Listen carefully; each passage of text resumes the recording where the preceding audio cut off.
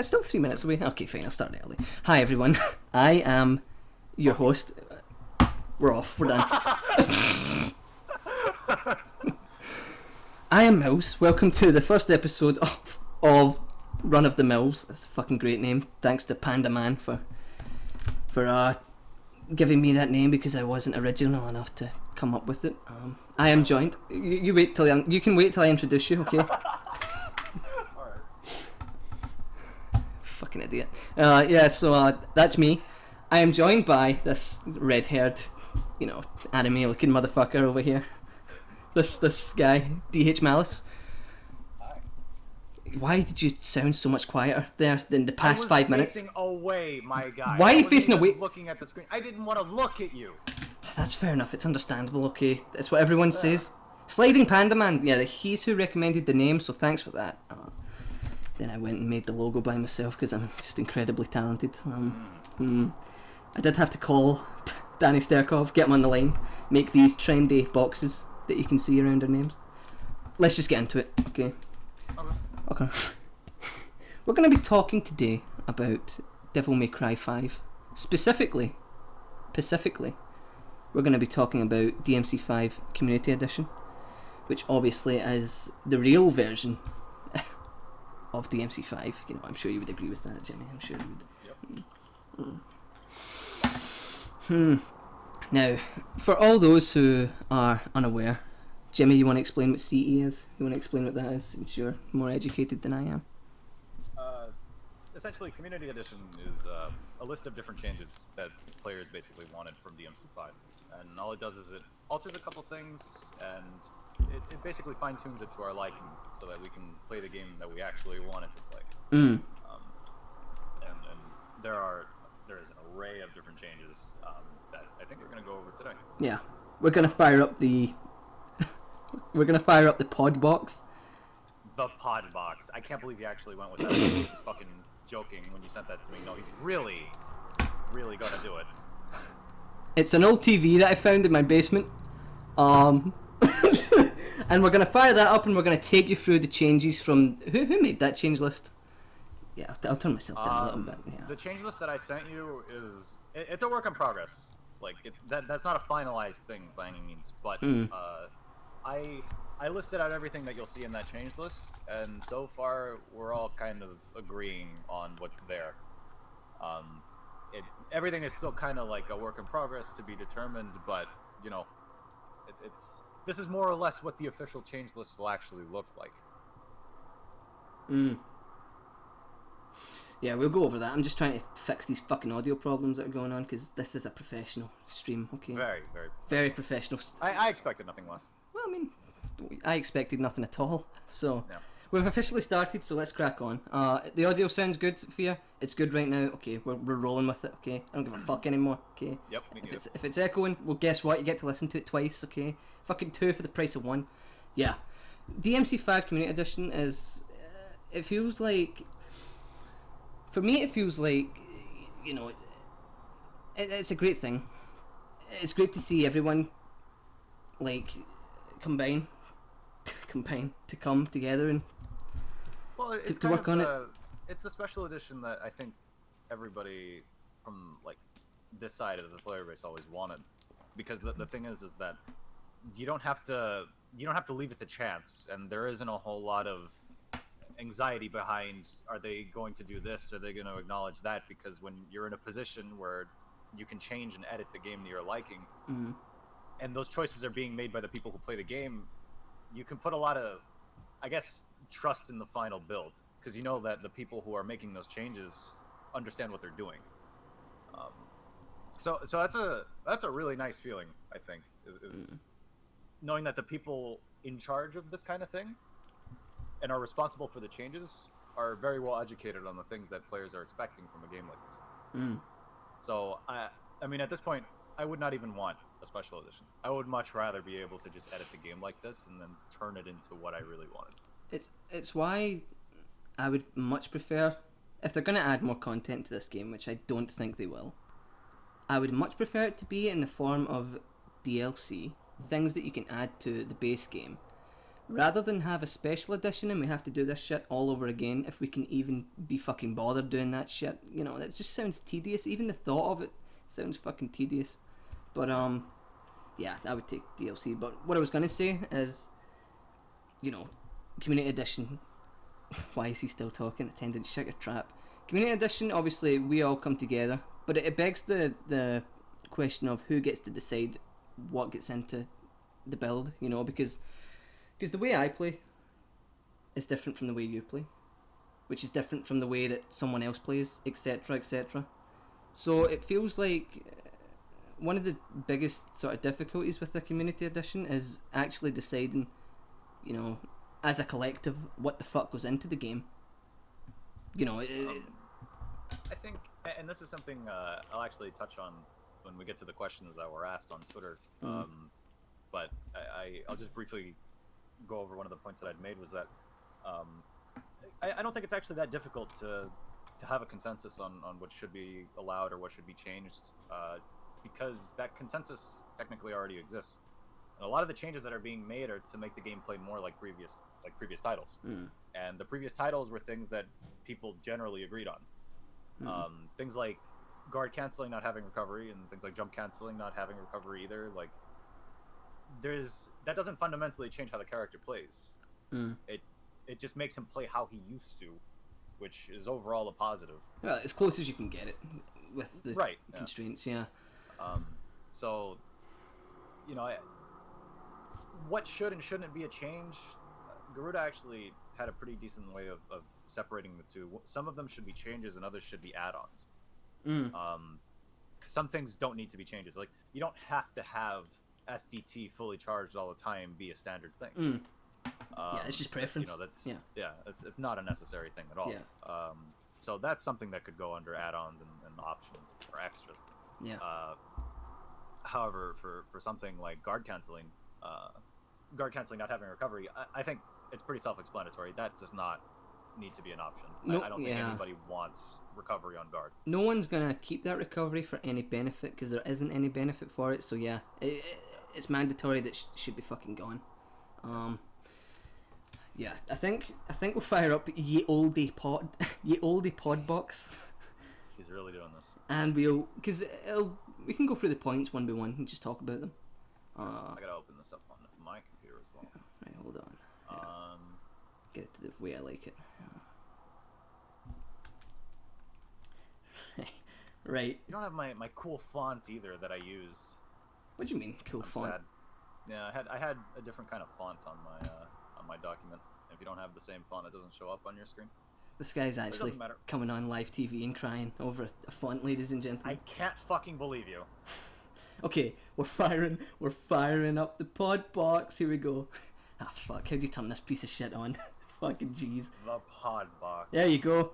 Okay, can you see? Is this seeable, Jimmy? Are we seeing things on ye olde? Wait, no, you do. You do. Go fuck yourself. You have my font. Sick. Jimmy, yeah, I can see.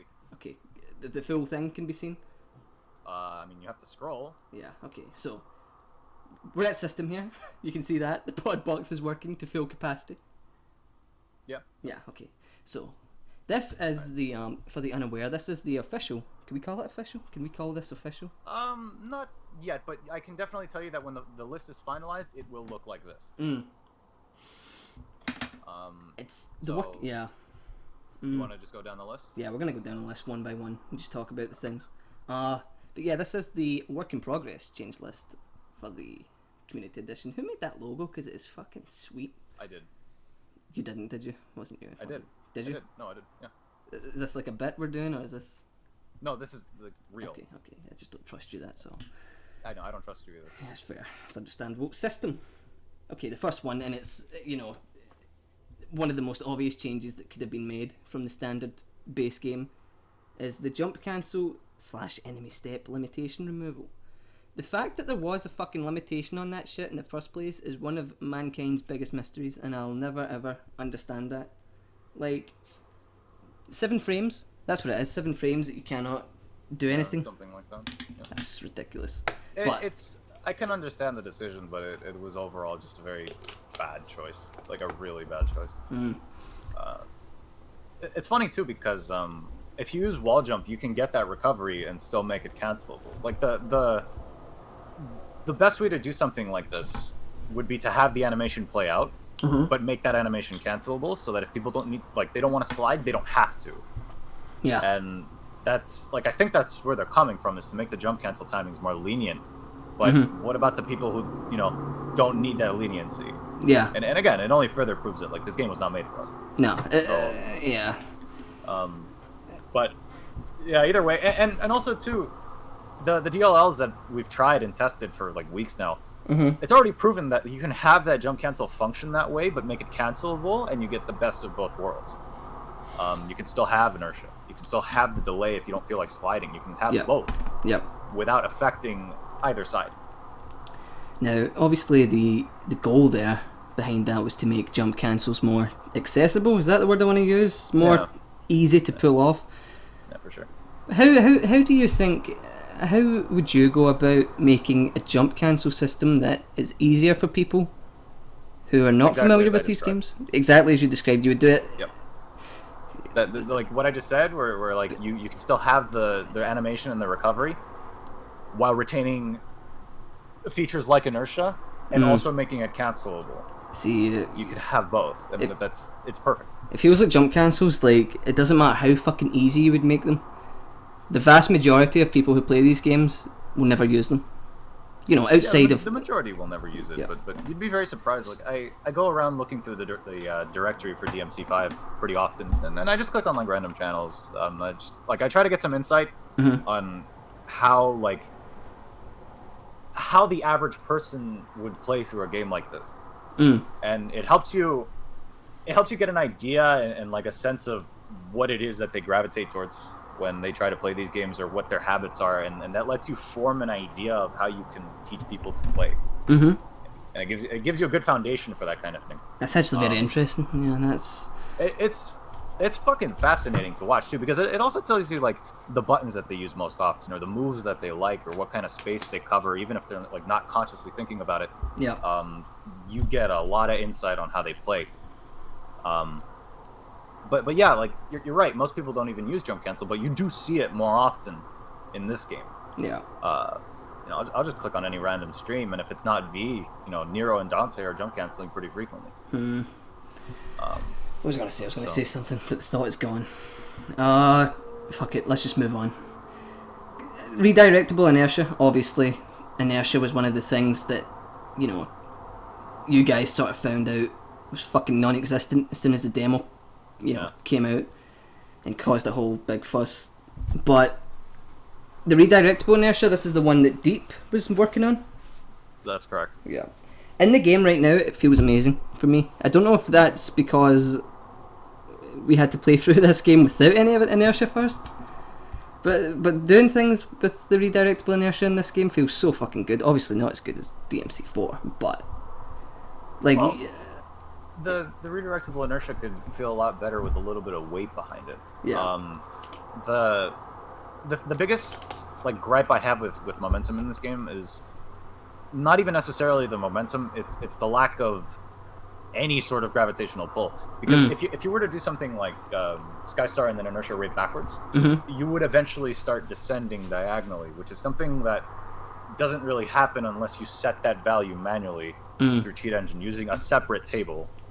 And even then, you like if you set it that way and you set it to that value, it interferes with a lot of other things just because of how gravity works in this game. So it's something that like I can accept dealing with this kind of gravity.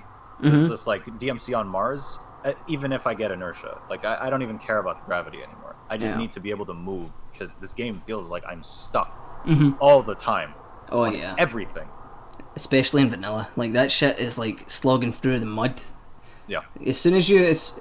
anyone who hasn't played Community Edition or some form of cheat table, play that shit and then go back to the vanilla game, and I want you to tell me how it feels. It feels like you are in quicksand, trying to do things, and it just... But yeah, one of the things that annoys me about inertia, or the manufactured inertia in this game, is the...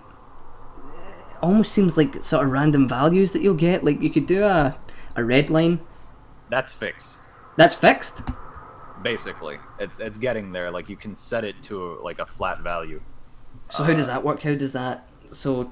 Well, at the moment, the setting that I think that most of us have agreed on is something like 0.03. And that's the one that has the console open on the top right. Oh yeah, Whirling was telling me about that, yeah. That one is perfect. You get, like, you don't get that random ass, like, ridiculous momentum off of dive kick anymore. It's the same as it would be in 4. That sounds fucking good. And it just works. I haven't tried Redline because I don't use Cavalier anymore, but I can tell you with absolute certainty that everything just works fine on that version of it, on that build.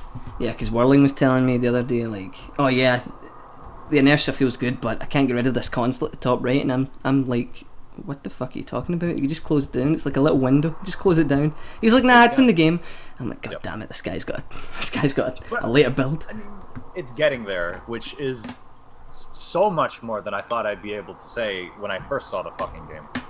Oh yeah, like if I told you about this, I think it was like yesterday or something. I think it was last night. Yeah. I was like, dude, this game when I first saw it, I'm like, it's not getting mods. It's not getting any. If it gets any mods, it'll be texture mods, and then if we're lucky, you said something like reversals. A reversals mod, yeah, that was the top of my expectations. Yeah, I did not expect it. Like, I still remember the night that it happened, where I was sitting in voice chat with, I know Chaser was there, I think DK was there, a couple other people too, and we were just chatting about like some random bullshit. Who knows? It's the usual stuff. Yeah. And then like out of nowhere, Danny posts something in the Devil May Cry 5 chat. And it's just a video. Like, what is this? And I click on it, and I'm like, guys, look at this. Like, for a fucking second, just like look at this, and it wasn't even just reversals. It was reversals that didn't require buffers, which meant it was as smooth as it could possibly be. Yeah. And I'll touch on reversals here in a second. Yeah. Because I actually expected this to be probably the most, I guess, controversial quote-unquote thing that I posted under system.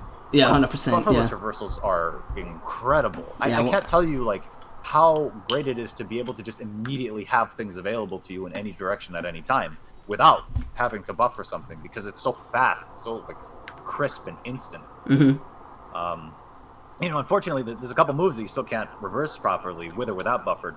The flint wheel, is that? No, you can buffer that, kinda, can't you? Yeah. Yeah, but you have to buffer. If you want to reverse it properly, you have to buffer it out of a move that was already reversed. Think of backslide in 4. Right. Oh. So. Yeah. You know, but I mean, hell, we got everything else, so I'll take it. Yeah, I remember, like, how exciting that shit was when it came out was unbelievable. Like, I think, like, I woke up one day, or I think it was, like, at night time, and it's just like, oh, by the way, reversals came out, and it's just like, well, I guess I'm loading up the fucking game. Yeah. I guess we're here. I think that was, like, after, like, the first month, wasn't it? Yeah, it was, like, first month. We went, like, a whole month playing the vanilla game. That's horrible. I think I clocked in about 150 hours, and I was like, dude, I'm starting to I'm done with this. Like, I don't want to do this anymore. Terry fucking ducked out. Everybody. Yep. Did really. And, I mean, I think it says a lot about, like, the kinds of decisions that were made for this game. Like, just how negatively they affected our side. Is it fair to say that had none of these mods come out, the game would be dead on our side? Like, no one would be fucking playing this game? I can tell you for sure that I would still be playing. You would still be playing the game? I would still be playing vanilla, because no matter how bad it feels, like, I knew for a fact that this was a game that, like, I had to see for my own, like, for myself. I wasn't gonna just, like, even though I knew all the negatives and like, how they affected things, I was gonna learn the character anyways, and I was gonna see how far it would take it. And I think, I forget when that point was when I said, like, this needs some changing. Yeah. Like, now, because this character's peaking already, and he's not. And I'm talking about Dante specifically. Outside of Void, you know, I don't know every single combo path. I don't know every single combo construct or how everything functions with itself. But you know how things like have synergy between each other. But the point is that when you're playing this game, or I guess for a better term, if you're freestyling all the time, that character was hitting his peak within the first month. Yeah. And there was actually, like, nothing else like keeping me tied to that game, like nothing. Yeah. Which brings us on to the next topic, which is, as we've just covered, buffered reversals. But I do want to ask you, I know you're going to cover it, but I do want to ask you, what is the decision behind including buffered reversals over the bufferless? Because I know how much you like them. Well, I love bufferless, and bufferless is not gone. Yeah, it's an option, but what was the bufferless choice? Is an optional thing. What was the choice? The reasoning, yeah, the reasoning behind it was buffered reversals was what we expected from the game, and to my knowledge, at some point they must have been in because people did them on accident and then they were removed. So clearly they existed at some point. And they're in the I don't demos. know how the fuck they were doing it. Yeah, with demos too. Yeah. And in my eyes, the DMC5 that I wanted looks like this. Like these system changes are what I expected out of a DMC5. So my idea with each system change was specifically to try to recapture or I guess not emulate, but restore the DMC5 that we all had in mind that we thought we were going to receive on March 8th. So to keep the original idea intact, I decided on buffered reversals. Especially since buffered reversals are something that people already agree is nice, like people like it, and there are people who don't like bufferless. I think buffered reversals overall is just a much better change or a much better decision. And also too, Nero, he doesn't feel nearly as good with bufferless. Dante does, but Nero does not. He feels flimsy as hell, and he feels jank beyond belief. Most times or not, I often find myself fucking buffering them anyway, just out of habit. So. Yeah. I mean, sometimes in some cases you have to, anyways, because you're almost always in recovery in this game. So at some point you're going to be buffering one move into the other.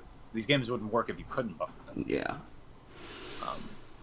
So that's the decision on buffered reversals. Is that was the original idea, and I would like to keep that intact. I wouldn't want to. I guess the term would be like deface, something of the sort. Yeah, because bufferless was something that no one predicted was going to happen. Yeah, that was a completely new concept. So. No one knew it was going to happen. It turns up and you're like, right, this is great, but I get what you mean. You know, you do have to. You're basically, it's like you said, all the expectations you had pre-launch is what you're turning Community Edition into. Right. Right. Okay. Yeah. Okay. These next two are just kind of like quality of life, really. I think. I mean, these are obvious. Yeah. Yeah. You know, DLC weapons in Bloody Palace. I think there isn't a single person on this planet that didn't want that. Game over skip is, for those of you who don't know, there was a modification made for the menus by Socks, and it basically just speeds up the game over animation. So if you die, it's just quality of life. It makes it go by like twice as quick. You know, menuing in this game is not fun. It takes forever. It's horrible. So here's an extra thing to just speed it up. I think everybody would want something like that. The DLC weapons and Bloody Palace thing, the fact that that's actually something that exists is fucking mind-boggling to me. Like, this should never be something that has to be written on a change list. Yeah, I know. It is embarrassing. Like, and not only that, the fucking bullshit PR answers that they were firing out, like, before, like, oh, yeah, it's to give those guys on leaderboards a fucking, you know, so they're not at a disadvantage. What fucking leaderboards? There are no fucking leaderboards in this game. Fucking. You want it to be even or fair or something. It's like, dude, nobody really plays this game for the points anymore. No. Like, even if they did, Redline isn't going to change that. Neither is GPO1. Neither is the Mega Buster. Like, just fucking put it in, dude. It's fucking stupid. It's so stupid. There was a I noise. got 100 bits. Yeah. Who did it? I can't see because. Heroic Virgil. Oh, thanks. That's much appreciated. I thought I turned those off, so you're just coming in here and just busting in. But thanks for the bits. Okay, the next change. Something that's fairly obvious, but I do want to say that, you know, 1.2 speed now for me with all these things above feels good, but I know for a fact that there's people who play at 1.3, 1.4. Yeah. I think that one of the key sort of goals, or not goals, but one of the key sort of like points of a community edition is to bring everyone onto like a sort of equal footing. Because you know it's common ground. I think, because this is the problem that I would like to be able to maybe not solve fully but alleviate is the fact that it's been what 6-7 months of DMC5, and nobody's been playing the same game for that entire time. Not even within our own circle of friends. Oh yeah. Nobody is playing the same game, and what this ends up, like, the situation that this creates is, I did a cool thing. I'm gonna put it on Twitter. Now I need to list out the 30 different things that I had, and all of my visual settings as well, and my frame rate, whether or not I had SDT on, whether or not I have inertia on, the value I have for gravity, do I have Cavalier turned on for fucking overtop gear, and that's the kind of thing that, like, I would love to be able to avoid, is just being able to say, oh yeah, I play Community Edition.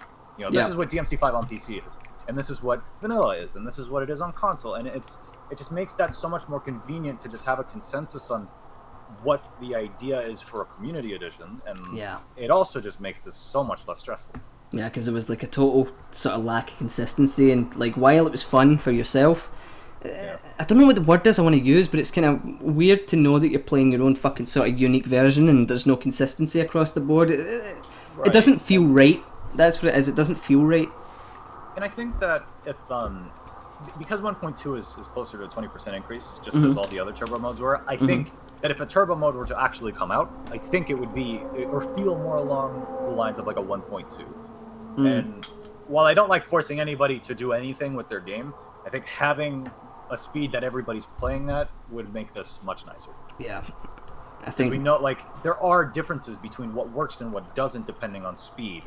You want to give some examples for those who are unaware? If you play on turbo at 1.1 with without VSync, Gerbera GPO1, jockey will hit twice. That doesn't always happen. Depends on your speed. It depends on the frame rate, and like that's the kind of thing that we'd like to avoid, is to have, again, some kind of consistency between everybody's build. So, even with the options that are available to you, we would still like to have something consistent. So that's what the system changes are. Yeah, the system changes, they're all mandatory. They're going to be consistent throughout everyone's builds. That's why that's why the majority of these are more like fixes. Yeah. Like, besides inertia, jump cancels, reversals. The majority of these are fixes, whereas the optional things are more gameplay focused. Right. From what I can remember. Maybe I'm just telling a lie, who knows? Well, the system changes are things that you would, like, in my eyes, you would have by default when starting up Community Edition. That's the idea. Extras and optionals, that's self-explanatory. Yeah. And then later on, I list some Dante changes as well. Yeah. And we can get into those later. Just the other two that are there, I'll just cover them really quickly because they're not all that important, but they're important enough to have on system changes, and they're things that you'll definitely notice when you play, if you're looking for it at least. Science camera fix. Again, I mean, it says it right there. Stop the camera from spinning uncontrollably. Nobody likes the thing doing like 360 no scopes, so let's just get rid of that shit. The second one is an interesting one because this is something that was available in DMC3, and then they got rid of it in 4, and then they brought it back slightly in 5, but not quite. Basically, if you were to turn on the vanilla game and you're locked onto something and you hold the direction and try to switch targets, it won't work. And I think the reasoning for this is because, like, on a controller, I think this kind of makes sense, is they don't want you to be inputting a directional move and then accidentally clicking down on left stick and then getting a quote-unquote accidental reversal. But the thing is, nobody does that. Right. Like, have you ever had a moment where that's happened to you? Like, I honestly doubt it. I mean, I suck, so it does probably only happened like once. Yeah. Especially with the amount of pressure you have to apply to the left analog stick. So, just it's a nice little feature that we can use. It helps a lot with target switching and tricking to something else or dive kicking to something else. It's just a great change in my opinion. Yeah, 100%. Right, so that was all the mandatory system changes for Community Edition. Right. This is the part where it all comes down to sort of preference. Although, the first point, and we talked about it last night, Miles, but I want to talk to you about it again tonight, is the screen shake thing. So, you said that it was for things like visual feedback. Yeah, and I do think that some people value that, even myself included. It's just there's too much of it on too many moves. Screen shake is not exactly worthless, because the thing is that it works in conjunction with the animations and the effects to give you a sense of feedback when you do something. That's why Stinger feels like it has any impact. When you remove screen shake, It makes it feel very flat and very static. And with as much as I like my moves just functioning, I don't really care about how it looks too much. I do like some screen shake. There's even subtle screen shake on Judgment Cut in 4 that you probably never noticed, but you would notice it if it was gone. And it's actually really nice to have just a tiny bit of screen shake. And it can feel just right if it's done correctly. In this game, I think it was overkill. Yeah, especially... Beyond overkill. Yeah. The one that, sort of for me, I know it's gone now in this version, but was the jump cancel screen shake looked horrible. Like, yeah. Once you notice that shit, you're never going to unsee it. It is horrible. But what other moves would you say are overkill with the screen shake? Like, give me some... Stinger. DT Stinger. DT Stinger, 100%. Dive kick, or not dive kick, jump cancel should never have any kind of screen shake at all, because having screen shake like that on enemy step, what that tells me is that they don't understand how much people actually use that move. And this kind of screen shake on enemy step every single time does not take into account the possibility that people are going to use it for more than just jumping out of a crowd or jumping out of a way. So if you see a person that doesn't play very often, they might enemy step like once or twice to get out of something, and that's the only time they'll see that screen shake. Jimmy, but you see us play, and it's like it's just constantly shaking. Like, I don't need to see that. You say that, Jimmy, but one of the first things that I remember about seeing this game in gameplay was fucking like Nero doing jump cancel caliber, gunshot caliber. Yeah, so that was a dev though. Yeah, so surely if they were expecting people to, be using it for getting out the way, things like that, they wouldn't have done it. It seems more to me like, I don't know, it's just, the screen shake thing, it seems like a complete fucking oversight, to be honest. I mean, it's like pointless, it's not nice to look at, there's no value gained in it at all whatsoever. Yeah. And you can never really know what their intentions were, especially with like the answers that they give. So it's just like a say one thing, they do another kind of situation. It's really fucking weird. That's just my theory on it, based on other decisions they made with the game. So there is no real, like, there's no way to determine what is right and what is wrong in our theories about like, why things were done a certain way. I'm just going off of what I know after playing it. Yeah, that's really all I got. So we'll move on to bufferless reversals. We kind of covered that already. Yeah, we already did. I don't think we need to go over that at all. Yeah. The next one, no slow-mo on near misses, releases and parries. You want to explain the reasoning behind that one? Yeah, it sucks. Yeah, it does. Hit stop kind of thing is fucking horrible. I got tired of demon dodge and reboot, I never played it.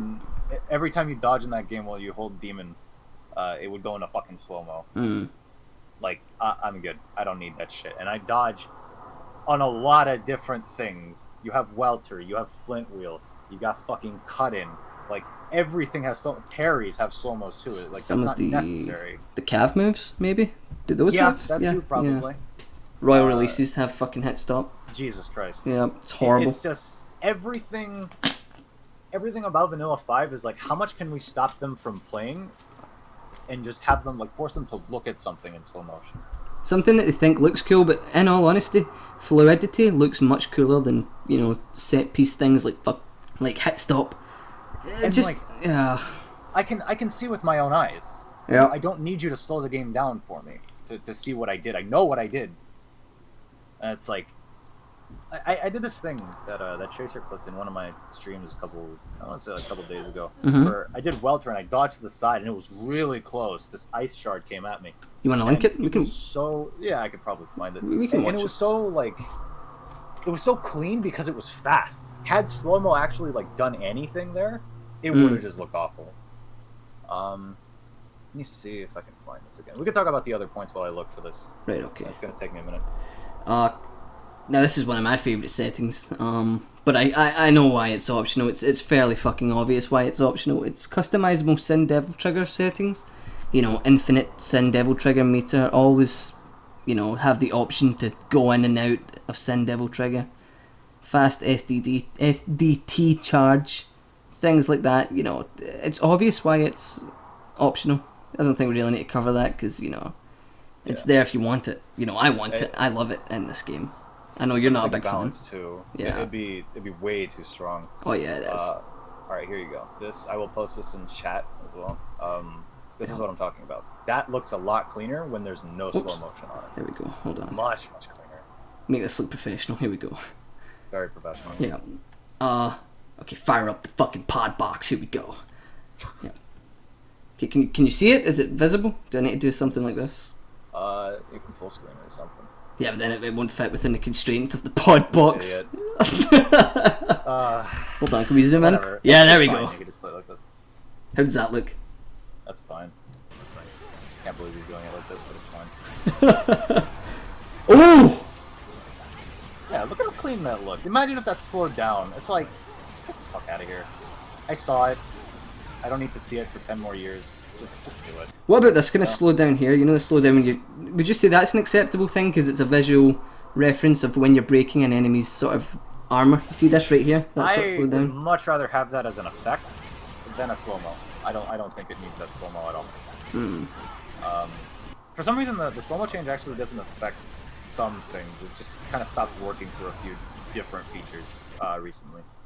But for the most part, it's functional. But I don't know. It's just get rid of slow-mo. I would never play with it on. This is a game that you don't want to slow down on. Let's be real. Yeah. Fucking. It's why like 4 and 3 Royal releases look so much fucking cleaner than the base version releases in this game. It's snappy. It's just quick. Where I knew it. See, remember that stream all the way back with the Street Writer and he pulls off a Royal release and it was like fucking the hit stop was unbelievably fucking rough. Yeah, I knew straight away it was horrible. Okay, let's move on to the next one. Because Sin Devil Trigger, as great as it is fairly overpowered. You know, you can get fucking hit and come out of recovery with that shit. You know, it's not very balanced. I just use it because I like the movement options. I know you're not a big fan of it because you're a fucking loser, but yeah, what can I do? Yeah, not a lot. Use Sin Devil Trigger. That's what you can do. You know. Genetic thing. Right. Okay. Sorry, fucking Jesus Christ. Difficulty changer. For Mission, Void, and Bloody Palace, that's fairly self-explanatory. Yep, self-explanatory. Should have been in the game from the start. It's just, why would you not have it? You know, I want to play this mission with fucking I want to play human waves with DMG difficulty. You can do that with this. Yeah. So just to explain, you know, obviously the enemy types change between the easy modes and the hard modes in this game. But if you want to play those easy modes on DMD, you can't do shit in the vanilla game. You would have to fire up a mod for it, so that's the sort of main reasoning. And Bloody Palace, you can't change the difficulty of that either, so... Yep, not at all. Damage multiplier is a really interesting little feature that we've had for playing around recently, and I like it a lot because I don't like DT things. I don't like things not stunning. Yeah. I just like my launchers and my knockbacks working all the time. You want full control over it. Yeah. Yeah, and even though it's very easy in this game, especially this game, to just knock something away even when it has armor, it's not something I want to deal with. Unfortunately, using a damage multiplier over difficulty changer means that you lose the more aggressive AI. But it's really not that big a deal. Wasn't there it's not a mod though, like a max AI mod? Am I allowed to talk about that? Am I leaking things? It's in the table, I think. I've seen it. It's Cyan Must Die. I'm pretty sure that's already been tweeted about. Cyan Must Die. Yeah. What an incredible name. Actually, I can agree with that. Oh yeah, actually, I skipped right over this one. Yeah, I was. Swapper. Yeah. Do I even need to explain this? You can play as any character in any mission except for the ones that you can meet up with other people. So mission 13 and mission 7 are off the table, but everything else you could just, if you want to play Dante and Prologue, you can. You know, the same way that they showed us in the trailers, by the way. Just saying. Hi. That's because the fucking... You remember that shit about Divergence mode being a thing? Ended up not being a thing for whatever reason. Yeah. It's pretty self-explanatory. Thanks, by the way, for that. Yeah, thanks, Capcom. Thanks for baiting us. Thanks for the masturbation. What? Yep. Who? I agree. It's a good point. Anyway. Yep. This next one here is... This was the temporary solution to a problem that was recently fixed that we'll cover when we get to Dante. But glass on the HUD, or glass on the HUD that changes colors depending on the style you selected. This one was very nice to have. It doesn't look super pretty, but I would much rather have this than just the same color for all the glass, because we switch styles a lot. And the thing is that you can't really tell what style you're on when everything is the same goddamn color. Yeah. So we just, or Vanius actually, he took the glass and just colored it a different color. He did the same with the letters. He did the same with the style name. Even if you use the mod that gets rid of the glass in the HUD, you still have the DMC4-esque sort of color changes at the top left anyway. So. Oh, I just noticed you don't have my fucking updated one. You have the one that has all the grammatical errors. Don't worry, I corrected them live on stream. Yeah. Yep. Thanks for that. Yep. I got the updated one in front of me. Don't worry. Yeah. There is no updated one. He's kidding. He's lying. It was a joke. I got it in front of me. Yeah. So that's it for extra optional and system, and then we got Dante. All these settings, or all these differences rather, are also part of what would be mandatory. So these are by default. Right. Okay, that makes sense. Yeah. These here, they're not too drastic. They're not too crazy, and they don't really they don't fundamentally change how it gets played. Yeah. Which is why I like all these changes. They're very subtle, but they're also very important. So first off, these two they're both kind of the same issue, and they both, the mods for them solve the same problem.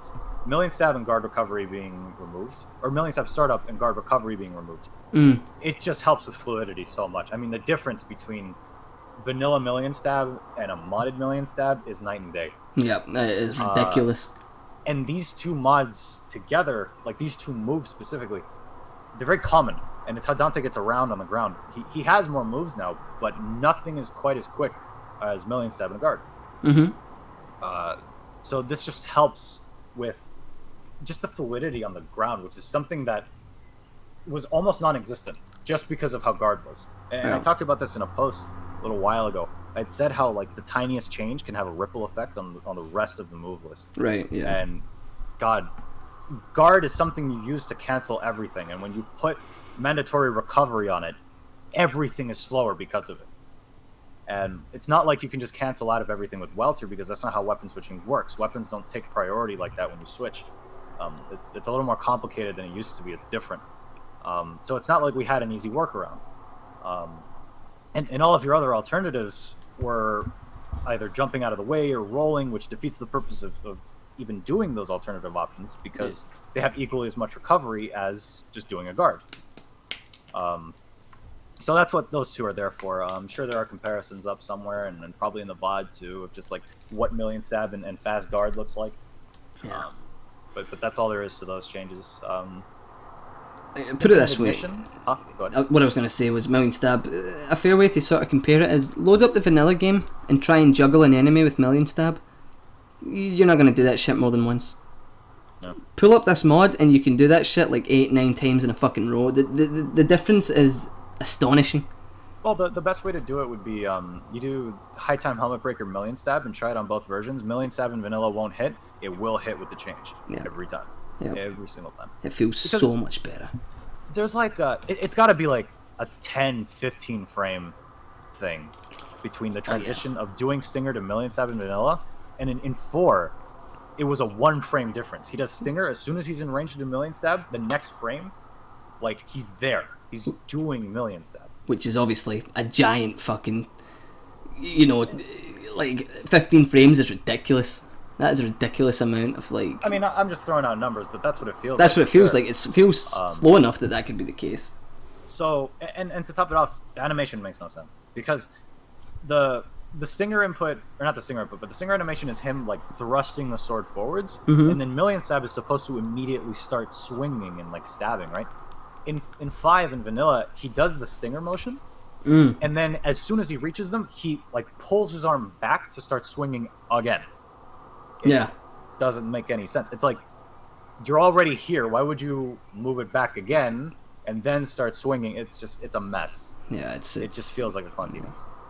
I don't really know what the thought process was there, to be honest. I can't think of any reason why you would add a fucking sort of buffer between Stinger and Million Stab with that many frames. It doesn't make any sense. Science says that they use the combo B transition, which is probably why when you try to do combo B, it also speeds up combo B, is because he modded the same move, I guess. I'm not sure. You'd have to ask him for more information. Oh, you mean... Oh, okay. I thought you meant the devs did that. I was confused for a second. Well, no. Like, he says the developers had to have used the same move. Ah. Oh, yeah, because it speeds up both of them. Okay, I see what you mean now. Yeah. Yeah. That's fucking... That's odd. That's why that's slow. Take what you will from that. Okay, so the next one, infinite ignition. Also self-explanatory. I don't know why ignition has to exist. Like, it's just dumb. They lock, like, they're putting really important properties behind a thing you have to charge that is temporary. Get that shit out of here. Yeah. Like, I don't think anybody wanted this. I can see this one being one of the more, not controversial, I don't think it'd be controversial, one of the more questioned ones behind people who don't play this game as much, because I know a lot of people, and it's a similar situation with the breakers for Nero. A lot of people like that sort of gimmick that Balrog has. It's like, oh, you have to charge up your moves to fucking, do this and do that. But see, to be honest, it is, once you play this game enough, it's tedious.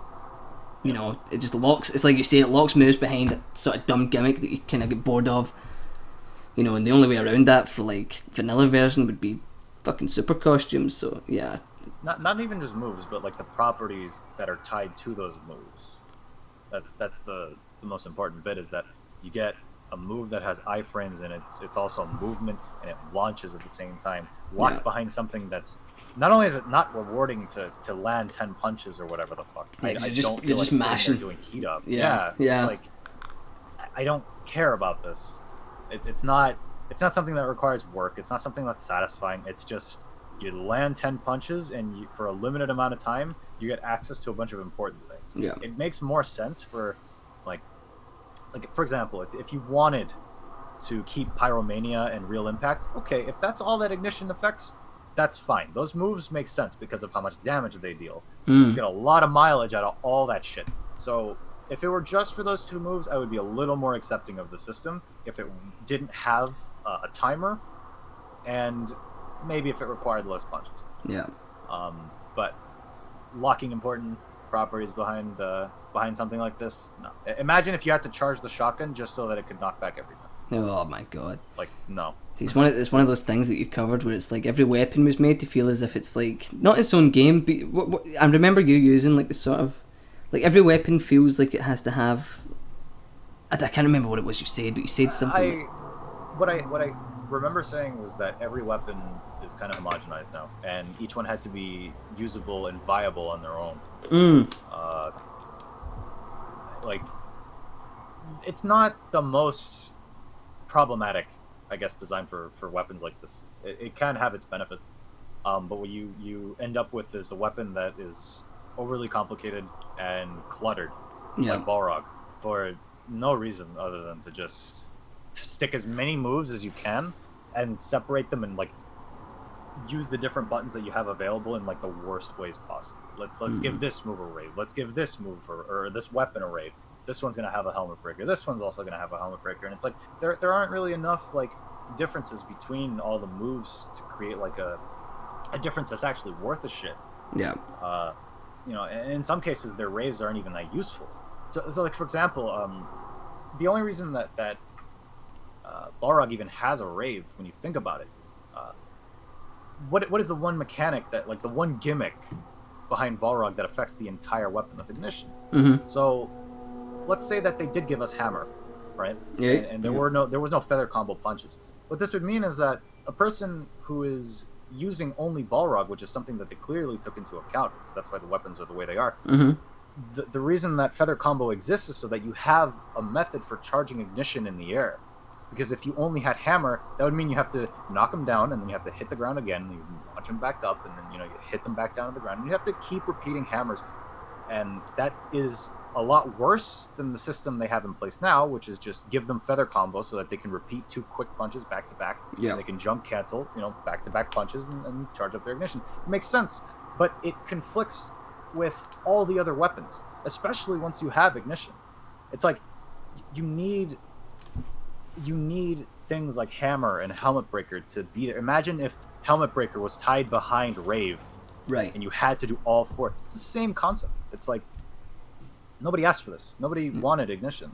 Ignition has never really been something that I have ever seen anyone enjoy. Nah. It's just a pain in the ass and it gets in the way. Yeah. Which could be saved for a lot of things. Yeah. Yeah, I can't go back to playing without infinite ignition. Even the thought of that, haunts me. Like, I just don't ever, Once you play this game enough, you get over the sort of shitty gimmick that ignition is, and that shit gets turned off. So I'm glad that it's a choice. I'm glad that it's a mandatory choice. I just know for a fact that it'll be one of the things that gets sort of brought up by people who do not play the game as much. It'll be like, why are you getting rid of this? I enjoy the ignition mechanic. It's like, well, I don't think you play the game enough to enjoy what infinite ignition would feel like, because the benefits are infinitely better. The benefits are incredibly nice to have immediately, and they're no different from things that other weapons have available already. Because you do not become more powerful or too strong of a character just because Flint Wheel launches. Right. You're not any stronger because you have access to real impact. You could just like not use it. And like dive kick launching when it hits the ground is also not that strong. Yeah, you can keep repeating the move over and over again, but you know what you can also do? You can keep repeating Stinger. That's never changed. You can repeat real impact and fucking destroy everything. Yeah. It's like nothing is stopping it. It's not as if the timer that they've set on Balrog for ignition is super short or anything. You have time for plenty of real impacts. Yeah. A lot of them. It's not the most balanced thing on the planet, and landing those 10 punches is pretty fast. Yeah. Not as fast as I'd like it to be, because clearly if we have to have a change for infinite ignition, that should tell you that the method for actually building up that feature and that meter is not quick enough. Right. So that's all I got on ignition, really. Yeah. I don't think it's hard to argue against it. I'm not gonna even attempt to, because I hate the mechanic. But we'll move on. Another one of my favorite changes is the air tricks. Air trick limited, or air trick limit changed to 2 instead of 1. Pod box. I changed that. Yep. Here we go. There we go. See, it's so smart. Very intelligent. Mm-hmm. This change is more of like a legacy change, I guess, where it's something that 4 had, and I don't understand why it works the way that it does. But let's say you did high time prop and then you did air trick. That air trick that you did off the ground counts as your air trick in the air. So I don't know why it's like that. I just had them change it because I think having 2 air tricks just makes sense. Yeah. I don't see why using a move like on the ground counts as you using it in the air either. And I mean, you could like work around something like this by just jump canceling, but why it doesn't need to be like that. Yeah, but even then, you're sort of streamlined between using moves that keeps the enemy close to you, as opposed to using, like one of the game's best assets, which is shotgun. If you use that one trick and use shotgun, you're trickless. Whereas, you get two tricks, you're fucking good. Yeah, definitely. One of those things that if like I was to stop using air trick, it would just annoy me endlessly. So definitely one of the best changes. Classic air trick. It's there, and I like it. This next one is weird. Yeah. Because I didn't expect it to have the effect that it did. Are you going to talk about the gravity thing? Yeah. Mm-hmm. So, even with the default like Mars gravity, right? Right. This change allows you to do like classic gun raves. Yeah. With Faust, it removes the startup on the like the Call of Duty default gun thing that he does. It's called Red Shot. That's what it looks like, man. And he just like puts his hands up and he like starts shooting red orbs or whatever. Mm-hmm.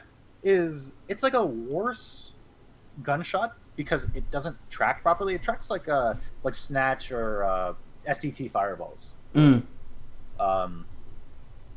But at the same time, it has a new purpose now, which is that you reduce the startup and you can do ordinary gun raves and sync as fast as you would expect Ebony and Ivory to do this. So now you get to decide like which of these two weapons, like when you use one of these two weapons, you either get to do gun raves and stay in the air, or you sync with another one. You could just jump cancel, but I mean, this is the best that we got for now. It's one of the first things I noticed about this change, and I sent it to Chaser. I think it was during the charity streams when we were all in sort of voice chat, and it's one of the first things I noticed is, holy fuck, this is a gravity solution. It feels like what the Mega Buster does for Nero for gravity. I wouldn't call it a gravity solution. I would like put it more along the lines of like a band-aid fix, because if it were a solution, then I think it would affect a lot more than just Faust. And also too, this means that if you were to do gun raves with Faust Hat and then you do dive kick immediately afterwards, you would probably sink. Yeah, you keep falling. Yeah. So it's not a solution. I wouldn't go as far as to call it that. And I don't think that just because of the way that the move list is designed, I don't think that there is really much of a solution to what gravity is like, because the whole game's weapons in the move is designed for that. Yeah. So it's like if you do the Faust red shot with the startup removed and then use a Cavalier rave, you will just sink to the fucking ground so quickly. It's not usable. And maybe, maybe I'm wrong. Maybe DSD allows you to use Cavalier's raves like that, because it's not like in 4 when you did a move in the air, it's not like you started sinking immediately. That's not how gravity worked. You did a move, and then over time that move will eventually start to sink more and more, and the gravitational pull will become stronger. And that's not something that was in 3. I think in 3 you could just do like gunshot hammer over and over again, same with airplay. But in 4 that was something that was new, to my knowledge at least. Maybe somebody can correct me on that. But the first move that you did in the air would keep you still, and then as you did it, it would gradually increase. And so maybe gravity could be something that's usable in 5, even with this move list. It's just something that maybe would need testing. But I think overall, we get to play a very different kind of game with this Mars gravity. It's not the most interesting thing in the world, but I welcome it. I don't think it's the worst thing. I think it makes it its own thing. It keeps it unique, which is obviously good for longevity. But yeah, I think this is done. We're done with unless there's any more things you want to talk about the change list. I think. Yeah, there was because you're on an outdated list. I didn't cover the style switch effects. I only covered the glass. On the Dante mandatory stuff, I've also placed style switch effects to have unique colors for each style. This is like, there is no single most important change in this list, but this one helps immensely with just playing the fucking game. One of the things that they did that maybe some of you have noticed, maybe you didn't, was the fact that Dante and Vanilla, every single style switch effect has the same color. It's red, which I guess thematically it makes sense. His color is red, but they kind of missed the point when they did this, because the purpose of having a different color for each style, especially in 4 or in any of these games where you can switch styles, is to tell you what style you're on without having to look at the HUD. And a reminder, the HUD is also all the same color. And changing everything to have the same color is the equivalent of taking a stoplight and making all the colors exactly the same, and then just telling you to recognize which lamp is lit up. And that's how you know when it's time to go, when it's time to slow down, or when it's time to stop. Yeah. And that doesn't work. I've played this game for 6-something years now, and I was lost in switching styles in this game because I had no fucking clue what I was on. And everything being the same color is not helpful. So what this change does is it gives everything, or each style switch color, one of the DMC3 colors. So like Trickster is yellow, and then Guard is green, Gunslinger is blue, and then Swordmaster is the same. It's red. And man, I can just... It's so nice to be able to just switch the style and play and understand what I'm on. Yeah. And that's what that changes. Not only that, like, it's something you'll notice when you play. It just looks better, to be honest. Once you see that everything's the same fucking colour and you realise that, it's like, obviously, having these effects, the benefits are good because you get to fucking know what style you're on, as opposed to the infinite red of DMC5 vanilla. But it just makes the game look better. See if you're doing things... I know you can't really do it in the vanilla game, but with the guard change mod that Deep released, and you can sort of kind of wave dash with that shit, you know, having the sort of classic yellow-green look to that just makes things look so much more interesting as opposed to infinite fucking red. Yeah, because you're putting different pixels on the screen, and it actually looks like you're doing something. Yeah. Feedback, again, it's important. Visual feedback's important. Mm-hmm. But get that shaky shit out of here, okay? This isn't fucking, you Yeah. know.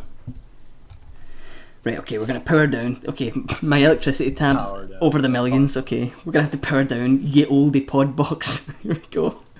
Next time you should have my fucking updated list. Next time, like, you're getting invited back, you're a terrible person. I know, but you're inviting me back anyways. Next week, it's just gonna be, Yep. we got a new guest this week. We don't, it's the same person. Right, okay. Nobody else wants to come on. Not even my friends, they hate me. Millz is You don't white. have any. I am white, unfortunately. I'm sorry to spoil the I surprise. distinctly remember a clip where you stated the complete opposite. Okay. Anybody want to pull that up for us? Don't make me power up the fucking pod box again, okay? I'm already getting evicted, okay? It's a fucking nuclear reactor TV. Oh.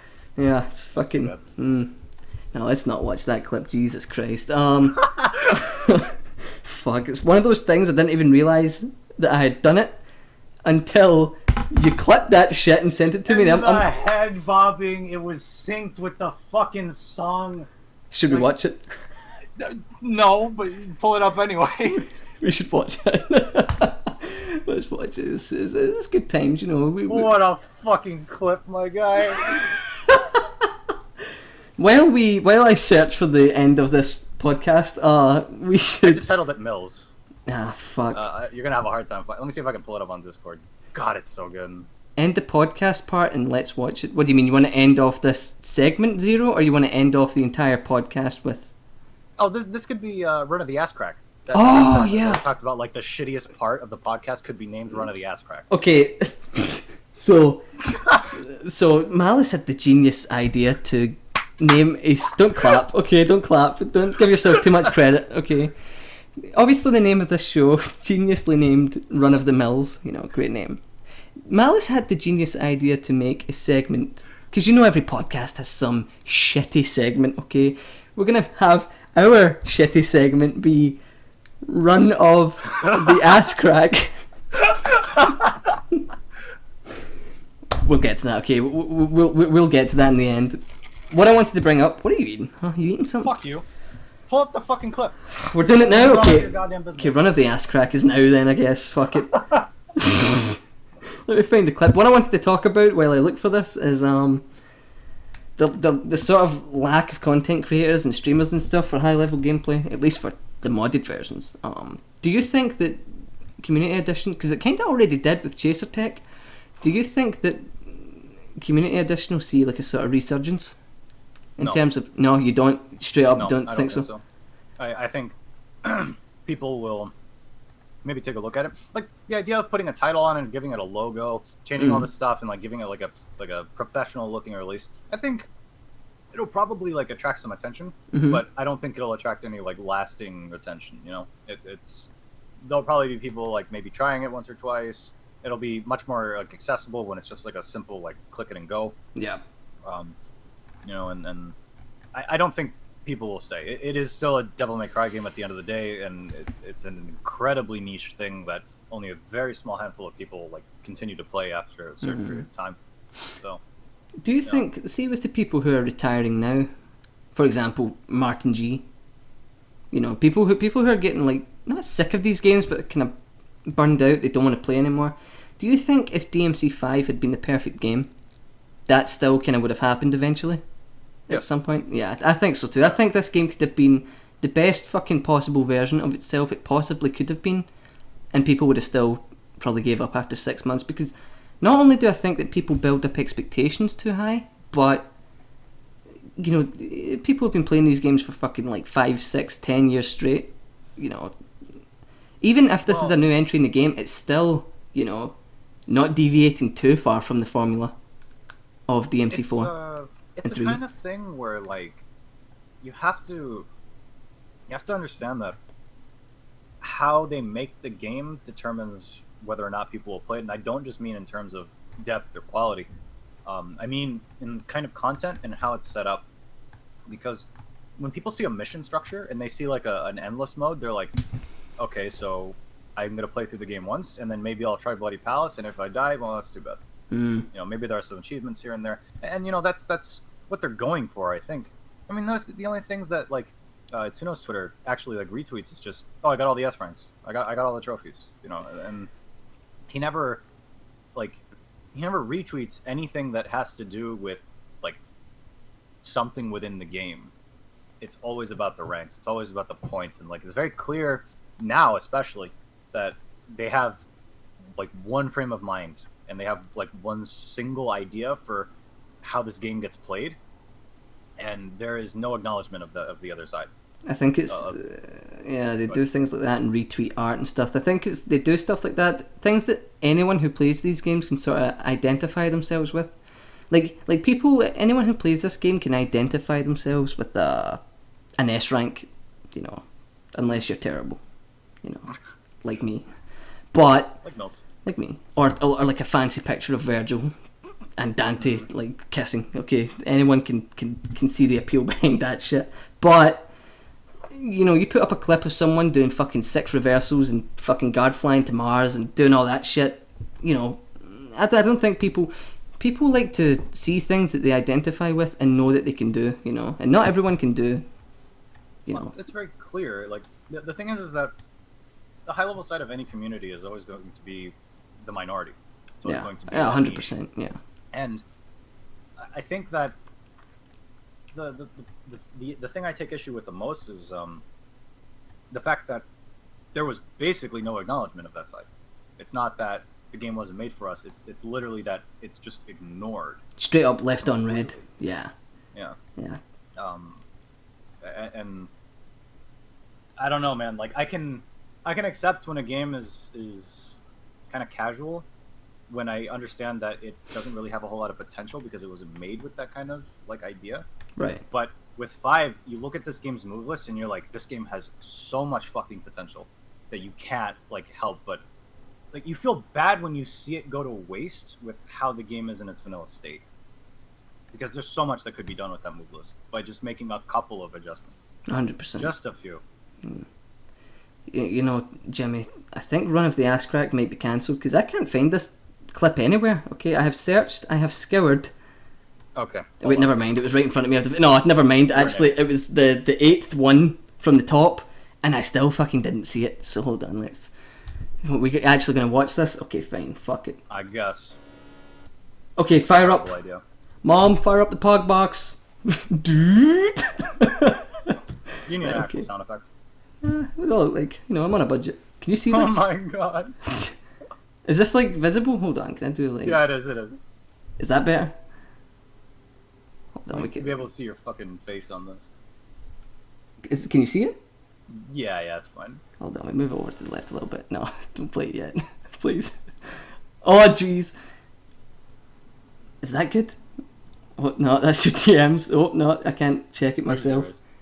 Listen, okay, you just told me that you love me. It's nothing weird. Can you see this? I need a better system here. The Pogbox is a terrible system. Fine. Right, okay, fine. Fuck it. You know, we're doing this. You can see it? Yeah, it's fine. Oh, fuck. See, that long break you had there just totally threw me off. Okay, we're going with this. We're going with this. Play. I'm fucking black, homie. Yeah, he is. Dance for him, homie! It's such a fucking stupid clip. Like, I had no knowledge of this at all until after it got clipped. It's those fucking glasses, man, okay? Those glasses take you to a new dimension. Right, okay, let's get this off before we get taken off the air. Please. There we go. Fucking Jesus Christ. Okay, let's move on to the next topic, Jimmy. I can't believe we spent an hour. Are you okay? I really will fucking hope that. We're not gonna last. This is the final episode, I think. First and final episode. It was great. I don't like Millz because he is Jesus. Oh my fucking god. This digital blackface. Fucking. I have no idea what to do from this point on. Is your stream? Just rip up my notes. Do we really need to talk about DMC5 vanilla? I don't think we do. I think we covered it. We covered DMC5 vanilla by describing the changes. Okay, it's going to bring me on to the point about Super Spider. It's official call out. The thing I was telling you, not to single him out, it's just something that has to be sort of covered. We're coming after you. Where do you live? It's people calling it things that aren't Community Edition. Like, people call it DMC5 Cheat Engine. You know, some people call it DMC5 Custom Edition. I think, you know, how do I word this? Stop calling it these things, okay? That's not what it's called, okay? You can't just say, you know, DMC5 is called, you know, Devil May Cry Millz Edition. As much as I want to, you can't do that, okay? The name of the build is Community Edition. I almost said Custom. That would have been awkward. At this point, it's just basically Community Edition. Mm-hmm. As far as I... Go on. There's really no better name for it, I think. It's made by the people in the community, and it's our edition. Like, it can't get any better than that. Yep. Custom Edition just doesn't sound good. Yeah. That sounds like there's no, like... It sounds like there's no consensus or standard on anything when you call it Custom Edition. Yeah. Then you're just changing everything. Oh my god, RK. He's RK bringing bits. He's bringing the bits. Bringing the tits and bringing the bits. That's my Richard there, Okay. homie. Bringing the bits does not sound sexual at all. Well, I bring my man bits. Alright. Can we just move So, on? thank you all for coming. The fucking show is cancelled. I'm been shutting great. this down myself. Oh my god, he's took my stream key, he's resetted it himself. Yeah. Animal. Yeah, don't call it things like Custom Edition. Custom Edition, you know, it makes it sound as if it's unique to your own sort of thing, which is exactly the sort of thing we want to avoid, you know. Community Edition just sounds better, it's more consistent across the board. Even looks better on paper, you know. Can you imagine how shit that Community Edition logo would look if it said Custom Edition under it? Fuck off. Get that shit out of here. What are you laughing at, huh? Okay, we're moving on. Fuck you. Who? You heard me. Salty Boy says, what's the best case scenario for a DMC6? We'll get to that question. We do have a question like that. I'm not sure if it was you that sent that in. Socks. Can someone ban Socks just for 10 years? That'd be great. Am I mod? I think so. Okay, so... Oh my fucking god. 600 seconds? Okay. So the next thing I wanted to touch on was the drama. The drama that happened this week. It was this week, wasn't it? Yeah, it was this week. You know, so... The last 7 months. You want to talk about the drama from the last 7 months? Okay, let's talk about the drama from the last 7 months, Jimmy. That sounds like a fun time. You know, It's all the fucking same, dude. It is all the same. It is. It's fucking just the same fucking thing with different people every single time. Yeah. Yeah. That's why I said last 7 months. Nothing's changed. It's the same fucking stupid arguments every single time from the same people. Like, different logo. It's just every time. What if it's the same person? That'd be awkward. Maybe it is. Maybe it is. Maybe it is. No, but I don't want to add fuel to the fire. What I want to do is I want to talk about why that happens, and I want to talk about if it's... I mean, it's not possible to ever fix that shit. There's always going to be someone who pops up and, you know, says like, oh my god, you know, you need to get a life. Look at that hat. Where'd you get that from? Your grandfather? No. I bought this online. But that's besides the point. There's always going to be someone who comes on and says, like... Millz, do you play golf? I don't. Why would they ask you that? That is a weird question. I get that a lot. Do I look like a golfer? No. We'll go to the first point. You know, do you see this ever ending, Malice? Do you think even with the Community Edition, and a sort of like... Yeah, of course. There's gonna be people who are always gonna be fucking pointing up. Look at these idiots that can't adapt, making their own fucking game. Who are they to think that they know more than the developers about anything? Mm-hmm. Like, who fucking cares? Block them and just move on. Yeah. Like, everything that had to be said has been said and argued already. All the correct information is out there. If they choose ignorance, then that's on them, because all the information is out there. Like, on one hand, yeah, block and move on, block and roll is the sort of method that the rules of engagement from now on. But you do have to admit, Jimmy, that it is some of the most frustrating fucking things is going on and seeing people just straight up spread misinformation, and then other people going. The thing is again, all the correct information is out there, so they can spread as much incorrect information as they want. The actual information exists. It's still just the most frustrating fucking thing. Yeah, of course. But the thing is no matter what you do, there's always going to be somebody who disagrees with you or somebody who's saying something stupid about you. That's not even exclusive to fucking Twitter or DMC or anything. Yeah, that's life. Yeah, that's so, never going away. Yeah, you're never going to eliminate it, and I don't think, like, I definitely wasn't going to eliminate it by doing the post that I made, but to attempt to suppress it, I think is possible if everybody could just agree to just move the fuck on. Yeah, that's it. What you and Terry is saying in the chat right now is pretty much it, and it's kind of frustrating to me that is what it is. Like, it's fucking never gonna stop. Do you think a community edition will be seen by most people who are not us as a positive thing, or do you think it'll be seen as like a sort of thing, like almost like an arrogant kind of thing, where it's like, oh, look at these guys, they think that, oh yeah, it's gonna look like that. 100%. Yeah, 100%. I don't care if it looks like that, because the thing is that we play the game and they don't. Yeah. Yeah. So like, yeah. It's that fucking simple. And like, if somebody comes up to me and tells me that Million Stab is fine how it is, guard sock him in the fine face how it is, like, that tells me that, okay, you don't play this game for the same reasons that I do, and you don't understand why I feel so strongly about it. Mm. I could not care less about their opinion on why Guard and Million Stab are fine in vanilla, because there are so many different ways to prove that the way that it is with Million Stab right now with a mod is just so snappy, and it's actually fucking responsive. Oh yeah. Honestly, if you're watching this and you have not tried that shit out, which I doubt you have, or I doubt you haven't, sorry, considering you're watching us, but if you haven't, go try that shit. It feels so much better, you know. It's like the difference. I'm not even going to use that analogy. Fuck it, that was a horrible analogy. You're never going to hear that. But the difference is amazing. Okay, it feels just snappy, responsive, good, sexual, beautiful. We're going to move on to the tournament. The drama's done. You know, block and roll is the method that we're going to go with. Because block and roll, because there's no point in arguing. You know, what I came to realise today was that it doesn't matter how much you argue. It doesn't matter how much. Like, it doesn't matter how many sort of concrete arguments and facts you bring to an argument. Someone will always make some shit up to just because they want to. Just because it almost feels like they want to argue about it. Like, the thing is that we're when we're on Twitter saying something about the game, we're there to make a point about it. When they come at us on Twitter, they're there to convince us otherwise. Mm. And they don't seem to understand that, like, our minds are already made up and we have the evidence to back up our claims. Yeah.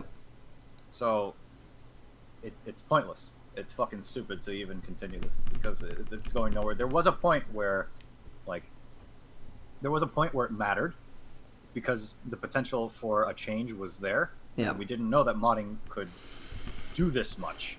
Yeah. So our last resort was, let's try to, talk to the developers in some way, shape, or form. Yeah. And it's amazing that we even got that far. And it was acknowledged, like, the things that we were saying were acknowledged that many times, even though we got the same answer. For everything, whether it be reversals or inertia. Mm. And I'm just glad that modding can do all this. If it couldn't, I have no idea what the game would look like right now. Should be a barren wasteland with death claws and all sorts of shit. You would be the only person playing it, to be honest, I think. I don't really care to know what that DMC5 looks like. Because we don't live in that universe, okay? We live in a universe where we have the homies. Yeah. Yeah.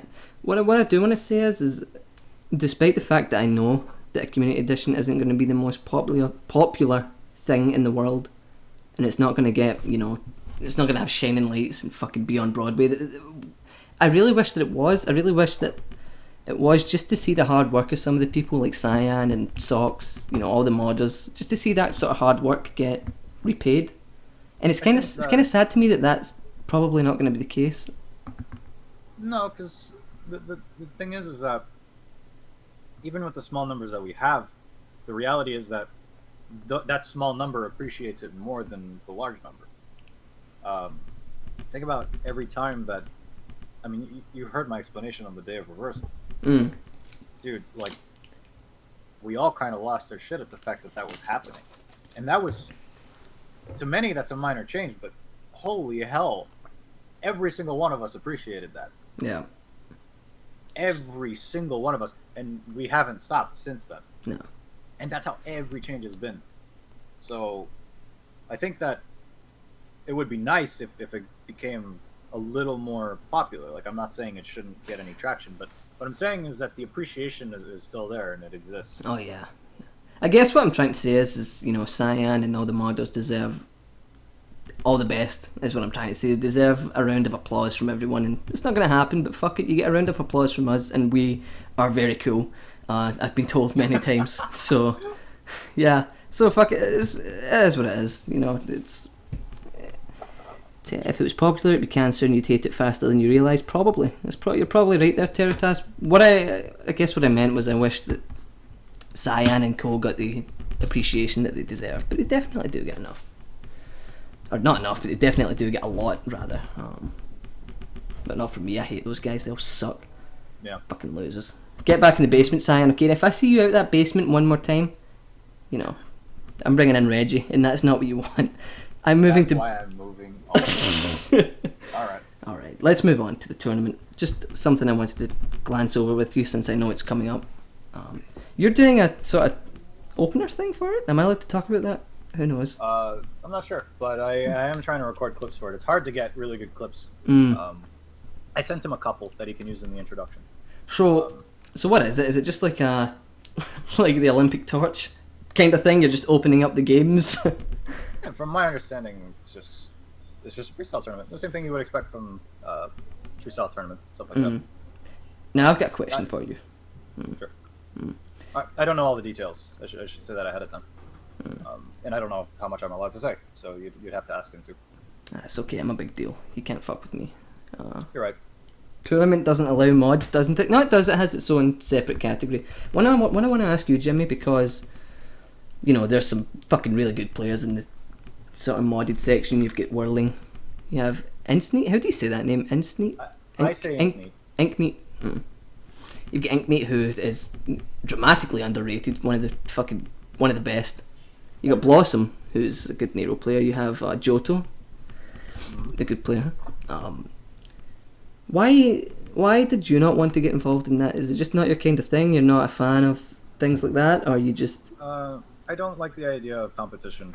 What? And I understand that may not be the intent of something like this. It's just great content. But the setting of competition for DMC is not something that appeals to me very much. And on top of that, I can't like force myself to play this game.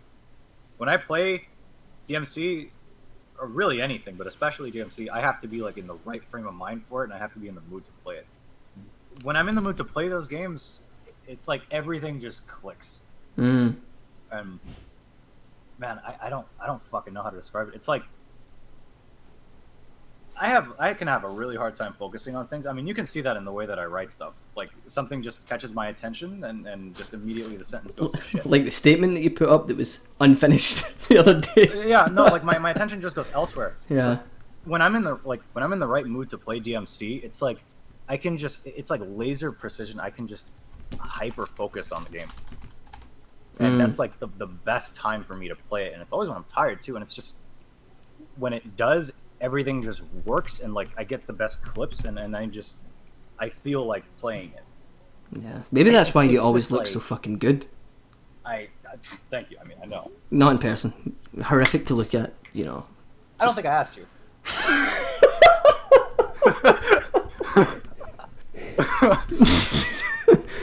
Sorry, go on.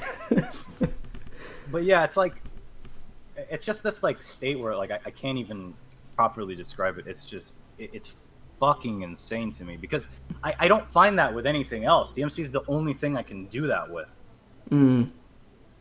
So it's just like the games can feel amazing to play, but I can't be told to just like, hey, get on and play, or I can't tell myself I need to get a clip right now. Like, it just doesn't work that way. It doesn't happen that way. Then why did you agree to do the opener? Isn't that kind of the same thing? Yeah, no, but like I'm fine with like the opener, because I can just get like a couple of like a few minute clips or something like that, and then that's fine. Like it's not something that I have to like really judge or like evaluate on my own. It's just like, oh, I can get a couple of decent clips and that's it. But if I have to if I have to force myself to get something like phenomenal Yeah, for because this, I'm like, you can't force this. That doesn't work that way. you know, But for an introduction, it's like, oh, here's a couple of decent clips. I got a nice block. I got this reversal look cool. You know, it's like, it's okay. I feel like if you had showed up, if I had seen your name in that tournament list, I wouldn't even have fucking bothered doing anything. Because it's I would like, have had to have had a really good clip. yeah, because it's like, oh, Jimmy's playing well. Fuck, second place, here I come. Whirling's playing third place. Inkneat, I'm just not gonna bother. Bye. Whirling could kick my ass. He Nah, does things not- very differently from me, my guy. Whirling is fucking great. I love him. He is good to play, but I would say, I'm not gonna say. For me personally, I think you're the best freestyler on the game, and I think a lot of people would agree with that. I'm not even sure why, really, because like, how do you judge or evaluate something like that Just- in a game that's like mostly subjective? Because Consistency. You're always consistently like. the good. game's easy as fuck. The game is easy. Well, yeah, the game, but just because the game's easy doesn't mean that, you know, always looking that good is easy. You know. I suppose. I just think that like anything that looks really cool or anything that I make look good in DMC5, it doesn't feel nearly as rewarding as it would have in DMC4. And Yeah. like there were people who were just miles ahead of me in 4. Oh yeah, I mean, it feels like there always is going to be. It's just like an endless line of people who are better than each other in that game. Like, I remember the days where Don Guru was the only fucking name I knew in that game. Then it's like you get into the wormhole of finding new players, and the amount of players for 4 is fucking crazy. It's understandable why DMC5 does not have anywhere near that amount of players. Shay says go play DMC3, Jimmy. No, I don't fucking like that game. Oh, come on, it's I'll play good. It's good. I don't care. It's like 10 years old. Terry, so are you. Sorry, I love you. Kind of hit him with it. Yeah, just drop a bomb. What was I going to say? Yep. Yeah. I'm only joking, Terry. I love you. Shout outs to you. I wish you still played this game, Terry, with the new mods. But alas. It was really good. He was really fun to watch. He knew about things that we were talking about long before they were even found out. Like jump cancel and ground trick. That was something he found out like on the first week. I'm not ringing the bell tonight. Damn How it. about that? Didn't ask. Okay. All right, fuck you. Okay, so All right, so let's move on. So, hold on. whatever. There was one more question I wanted to ask you. Okay. Oh, sure. In my opinion, now we're just speculating here, and I don't want to compare people so much because it is just friendly competition, and I do think that friendly competition is a good thing to an extent. Who do you see? Obviously, it's a public vote. I think the tournament thing is going to come down to Whirling and Inkneat neck and neck. Probably. You get any personal opinion on that? You don't want to give a personal opinion on that? I can understand if you don't want to. Cause I think they're two completely different players that are not really comparable. Like, Inkneat has had, like... Inkneat's always done this thing where he's always very low to the ground, he's very close to the ground, and he's done that since 4. And 5... That's an area where 5 excels, is because there's no height restriction. You're able to do things anywhere. And it feels great. And then, like, that's an area that, like, Whirling doesn't really use, or that's not a part of the stage that he really ever occupies as much as Inkneat does. Nobody does as much as Inkneat does. yeah. So, you know, it's not the kind, like, there's no objective way To say, really yeah. compare. It's like that, and this is where, like, this is why I don't like the idea of like a tournament setting for this. You can't objectively measure things like this. You can judge or like analyze how technical something was, but judging whether or not it was better than something else is completely Subjective. yeah. And it's near impossible because it's so freeform, and there's no like single goal in the game. It's just do cool things. Okay, at that point you ask yourself, what counts as a quote unquote cool thing? And you just can't really, like, what's the word I'm looking for? You can't judge something like that. So it's hard for me to say. I don't want to name like, oh, this person will win, this person will win. Everybody has something to offer. Literally everybody. So that's all I got for that answer. I feel like would you say that this is healthy for the game. This kind of thing. I know it's not, you know. Oh, I wouldn't call it a bad thing. Absolutely not. I just think that maybe, how do I say this? I think it's important to remember that a tournament setting is not the one and only way to play the game, and I think that's something that should definitely be emphasized. Is that when you slap the word tournament on something, I mean, it is something that's associated with competitive. It instantly becomes, yeah, so, you want to win.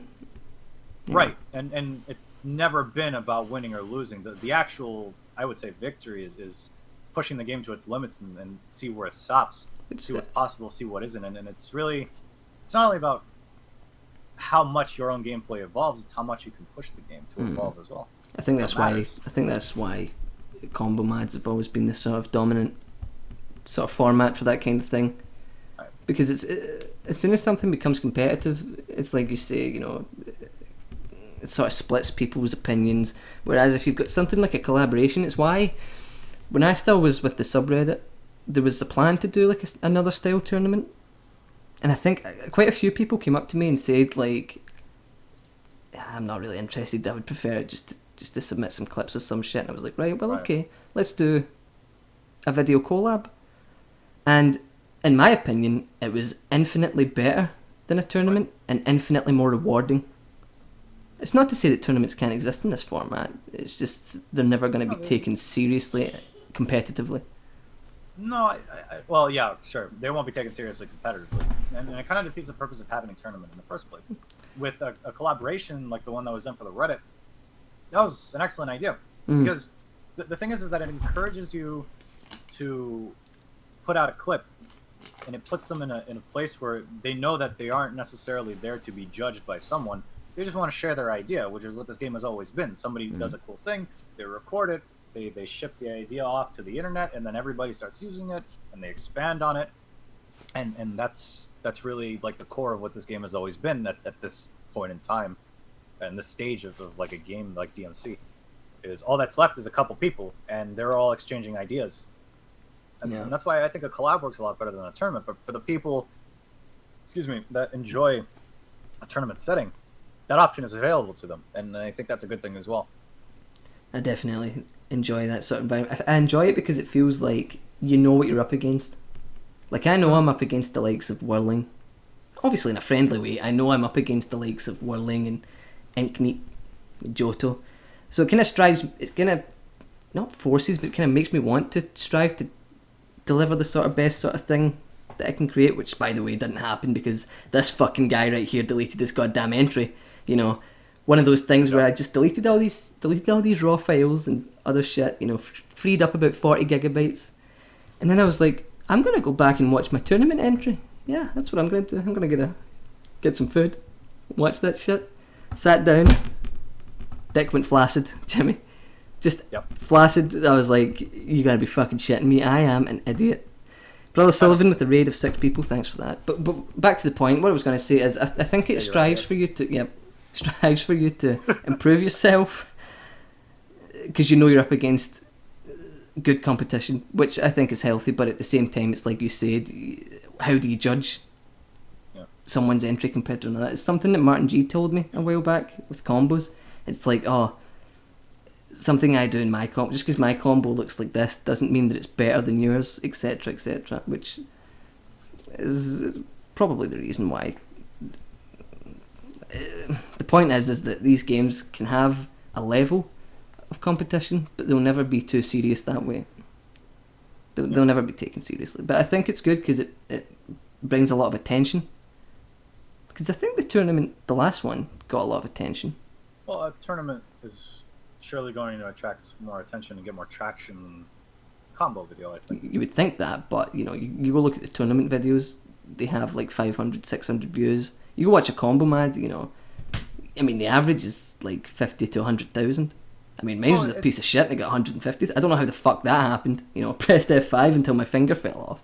It didn't happen, but... It's also a matter of like when it's uploaded, where it's uploaded. Had that tournament been, I guess, established earlier on, it would definitely have more views and more traction, but it needs the right place at the right time, you know. That's the most important bit. Is we're so far into the game, of course it's gonna have no views, dude. 500 views on a clip on Twitter is good for me. Yeah. And I have a following of like 500 followers. Yeah. So even if for me 500, like that clip that we showed earlier, that video is at 600 views.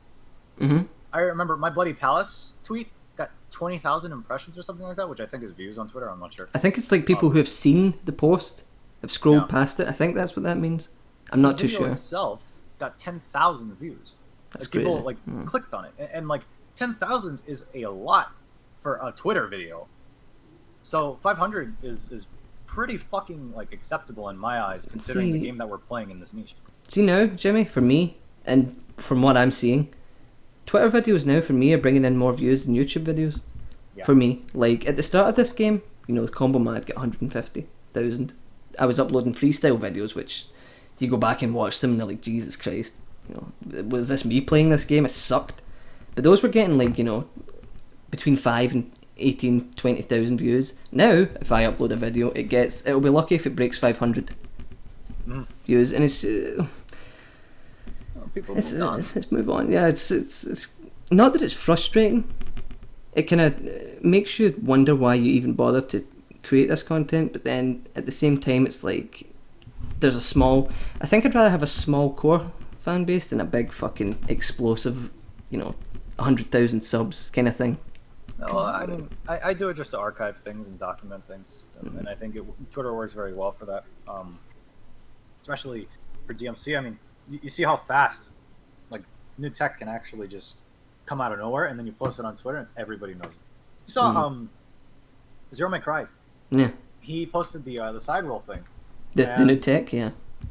Within a day, somebody was already using it. It wasn't even it was a Japanese account too.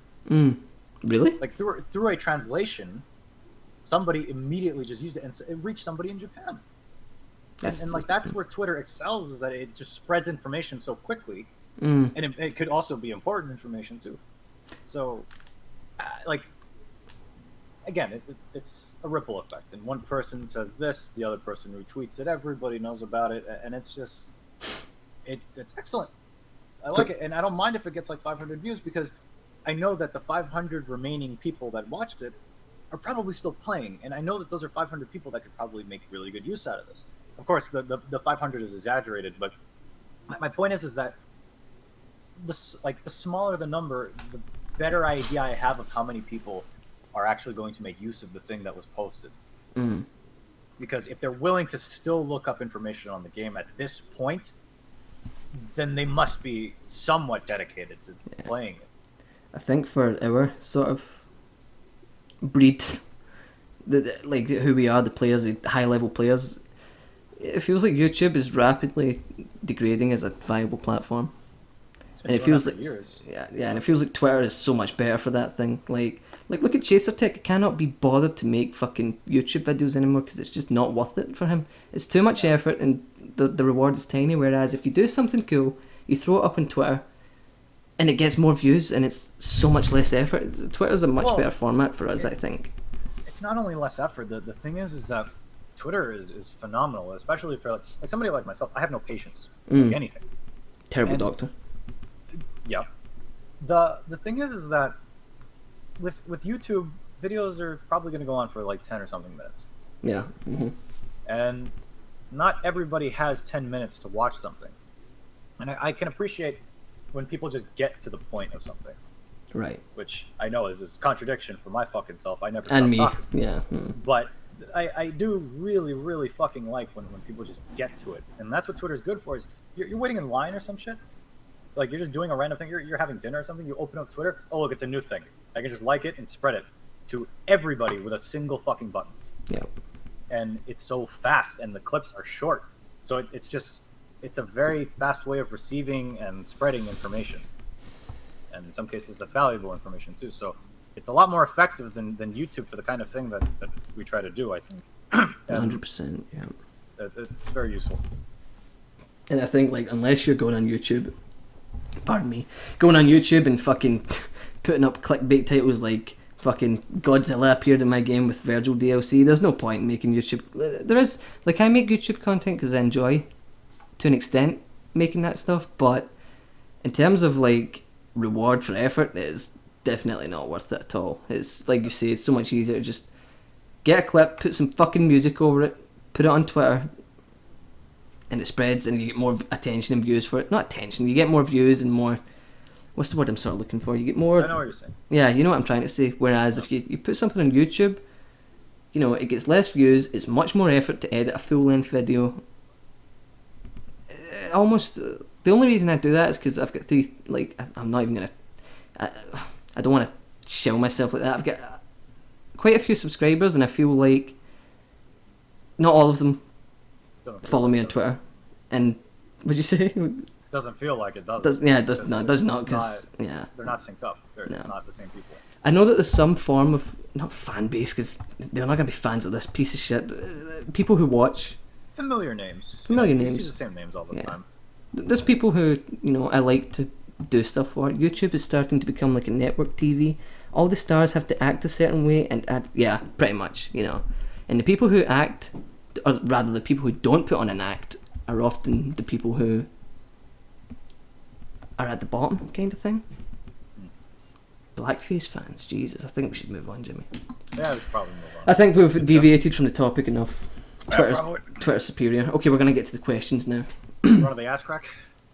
No, we had that section, Jimmy. The ass crack. We'll have it again. We have seen the run of the ass crack. It has been spread, and we have seen it. Okay, we're moving on. God.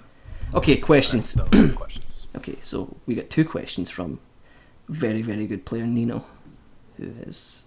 I feel like Nino's underrated. Would you say he's? I feel like he is, in the same sort of vein as. It's cool ideas, for sure. Yeah. So let's get to the questions. Also I made a got great plenty of mod. responses for all of these. Oh yeah, no, you've just been texting me all day. Just when can I answer these questions? Okay, first question. DMC5's community asked Capcom countless times to bring small adjustments to make their game more enjoyable for both console and PC players. For example, turbo mode, inertia, reversals, etc. Unfortunately, without success. What do you guys think the main reasons behind that lack of communication between the devs and the fans were? Do you think it was something like money, different projects, or something else? What do you think it was, Jimmy? That was the first question. Well, I've never made a game, and I don't really know what is like the process for making a game, right? But I think I can safely assume that it's probably all of the above for the things that were listed: money, more important projects, anything else really. And you know, all these things are factors that you have to take into account. Like, it's tough to say because like you can't speak for them. You don't know what happened backstage. You don't know like what their thought process was. But I think that like the explanations that they gave for why certain mechanics were gone, right? I think that can kind of give you some insight into why it wasn't there in the first place. Like, we were asking for mechanics to return like inertia months like before release, and by then it was already doomed, but I mean it was worth a shot, right? You have to try. Right, you have to try. And with the explanations that they gave, I get the impression that they just don't understand how it works.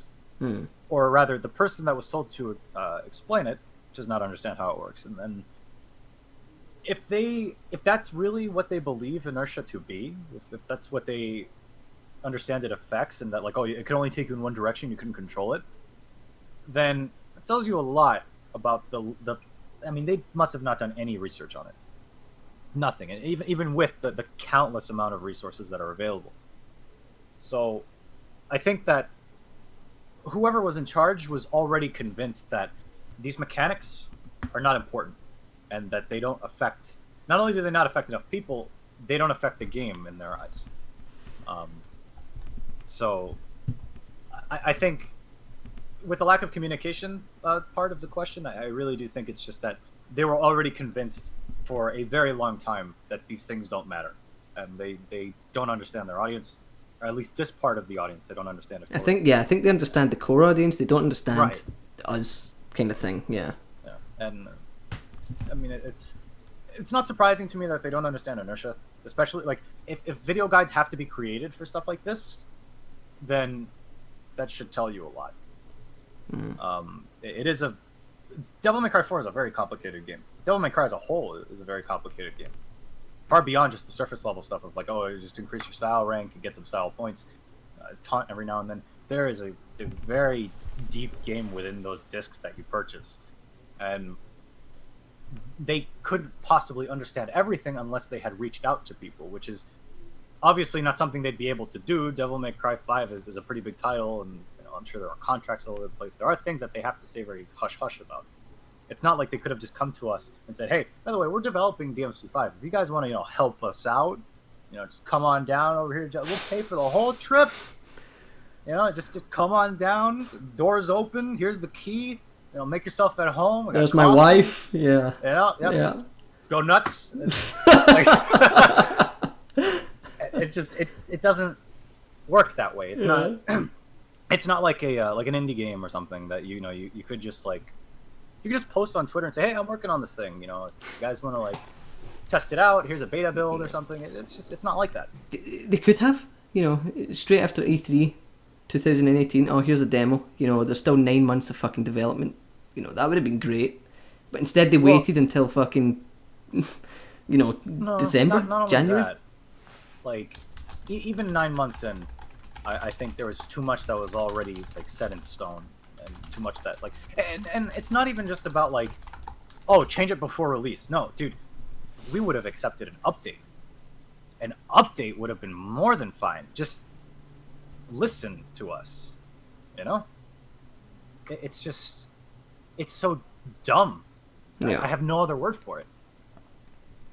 I would have done that shit for free. I'm sure every single one of us would have done that shit for free had we known of what was going to come at release. Well, that's the thing. Nobody knows when that patch was actually made. It could have been fucking 6 months before, if you really think about it. It could have been way before the demo build was an old build. They could have easily. What do you mean, Terry? You think they done it, the last sort of weeks running up to it? The thing is too is that March 3rd. if the journalists were reversing on accident or something, or was it journalists or the quality assurance? I forget. I think it was QA. Yeah. You would not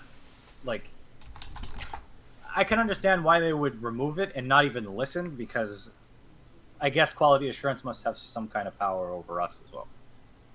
It's not in the sense that they control what we say. I mean, some sort of power, as in they have not potency, but what's the word I'm looking for? Their words mean more than ours. That's what I'm saying. It's because they're getting paid to do it. They're getting paid to do it. I mean, I don't know. Clearly, our word means nothing. Look at it from sort of their point of view. Whose word are you gonna take? Some fucking guys on the internet, or people who you say to yourself are professionals that you're paying to quality assure the game? You're obviously gonna take the word of, because what we say, there's not enough of us to make that point look serious. There just isn't. There's not enough of us to do that. So it's not like our sort of little circle on the internet was ever going to make a difference in the first place compared to people who are getting paid to do it. DK said it. It's credibility. That's the word I was looking for. Thank you. And that it's just it's a shame that we kind of live in that reality where our word means nothing no matter the numbers. Especially with all the noise that we made. Oh, we made a fucking that's one thing we did. We did. To where Wooly tweeted about it. Yeah, That's a lot of numbers. For this game, that is a shit ton of numbers. And it was never about the numbers, but my point is that we made it that far to where we actually got a response. Yeah. And it's just unfortunately not the response that we wanted. Not the response that we wanted, and for sure the resistance from others on Twitter did not help. No, it did not. That did not help in the slightest. And where are they now? You think they're playing this game nearly as much as we are? No. No, neither do I. It's what I mean about it being a very frustrating state of affairs. Almost seems unfair, but that sounds elitist, so we'll not say that. I'm just gonna fucking cry for a few hours, I think, after this stream. Yeah, me too. Yeah, I always do anyway. Do you cry yourself to sleep a lot, Jimmy? If I can even manage to fall asleep. Okay, let's go. Let's move on to the next question. Fuck you, fucking vampire. If I even manage to fall asleep, pull down your coffin door. DMC5's modding community is fascinating. It is. How various players can put an insane amount of work just to make the game more enjoyable for everyone. How do you think DMC5's development team are reacting to that? Do you think they like seeing that much emphasis the fans have towards their game? Or rather the opposite, and they don't like seeing the original visions they had for the game being modded like that? Which is a fair question. He also puts in parenthesis, are they even aware of that side of the community? Because they've never talked about it. And I'm going to be honest, I don't think they do. Do you, Jimmy? Do you think? No. I don't think they care. I'm sure somebody has seen some clip that's modded, but I don't think they even knew it was modded. Yeah, they don't give a fuck. I'm sure that if they actually took a look at it, some of them would probably not enjoy it. Others might welcome it, but we'll never know. They don't care. Neither do I. Yeah, pretty much. The game, regardless of what people think, we've got it in a state now that we find enjoyable, and in the end, that's all that really fucking matters. So I honestly couldn't give a fuck. See if Itsuno went on Twitter today and said, "Fuck you, Millz. The community edition can suck my dick." I would say, well, fuck you then, you fucking bitch. But I got my game. See ya. Community edition sold more. We got 10 sales, bitch. Yeah. Okay, next question. That was Nino who asked that, and thanks for that, Nino. That was 2 great questions. Also, a good modder himself made the Devil Breaker mod, which was great. Next question. In both of your opinions, what is the single greatest mod advancement made so far, for whatever reason, from Dr. Shy Guy? Would you say it's reversals? Reversals, yeah. I wouldn't say... Again, it's the... Okay. Again, think back to the time that I was explaining before. Reversals is what got people to start learning how to mod, and what started showing... It was like proof of concept. Where it's like, listen, this is possible. Let's do this. Like we can change this game. Yeah. And that was like... It was mind-blowing to see, and it started that modding craze too. Yeah, I see what you mean. So you think it's the greatest because it was the Kickstarter? That's what you see it as? You think it was... Okay, yeah, I can see that. That's fair enough, because it did sort of ignite the flames. But in terms of the best sort of technical advancement, for me, it would have to be the proof of concept of redirectable inertia. For me. I feel like what you're saying, Jimmy, is reversals was the most important mod, and it was. Because it kickstarted it.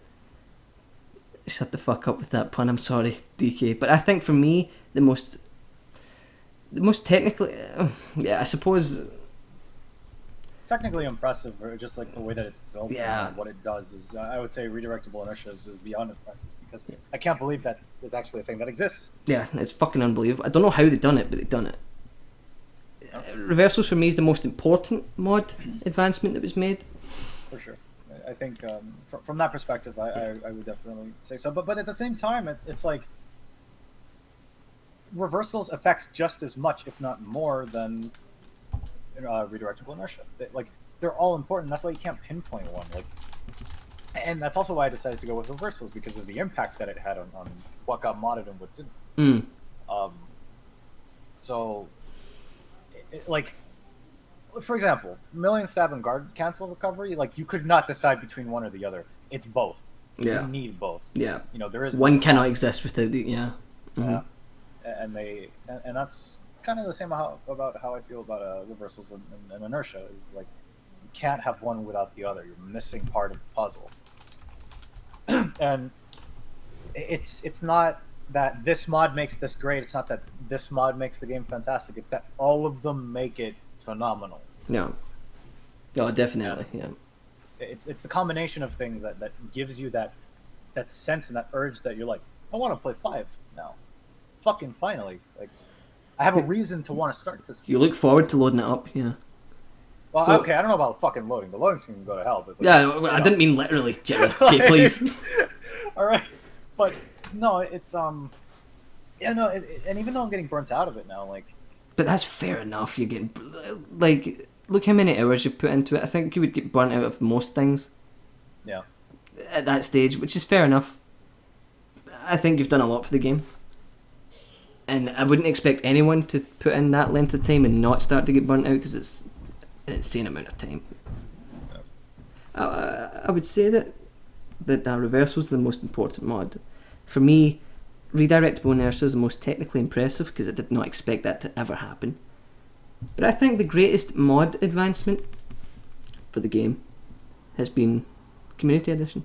I know it's not technically out yet, but the whole concept of it and seeing everyone come together for it, and the future plans, which we shall not talk about, Jimmy, for that, you know, I think, in my opinion, is going to make it the greatest mod advancement so far. It's just that collective, everything getting brought into a build.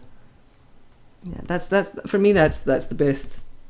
And it's like you said, that could not have happened without every single little piece of that puzzle getting brought into one. So yeah, we got our very own little like Marvel EX basically. yeah. Okay, thanks Dr. Shaggy for that question. It's a great question. Here, the next question we've got, Jimmy, is one that you'll enjoy dramatically. General thoughts on the state of DMC 5, not Thive, 5. You guys still having fun with the game? Thanks. That's from Knight. A good player. I can see. I know that dude. Yeah, he's good. Cool guy. Yeah.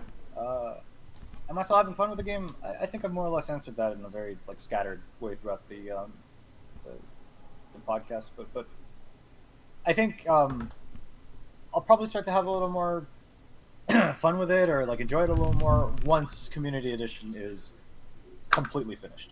Oh, 100%. Yeah. There is, it's very tedious to have to like do as much as we did to get the game going. I mean, recently I have like a single thing that I click and it starts everything up, but for every other month other than last month, like I've had to open up Cheat Engine, open the game, wait for it to load, fucking like I have to. I don't think attach is the right word.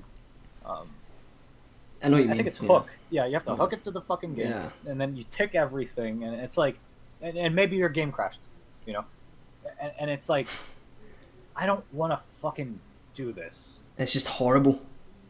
It's awful, and it's like, it's worse with this game than it ever was with like Virgil. I had to start up like infinite concentration. With one button press, two button presses.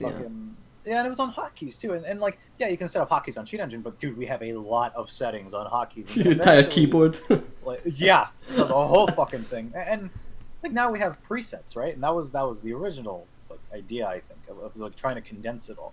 Now we have like a bat file that we open, and everything's done for us, and it opens up Cheat Engine automatically, and it starts up the game, and it's just like, it's convenient, and it's that convenience that makes it, I guess, just not discouraging to play, but like you don't want to start it up. You don't even want to look at it because it's so much that you have to do. It's like starting up a fucking jet.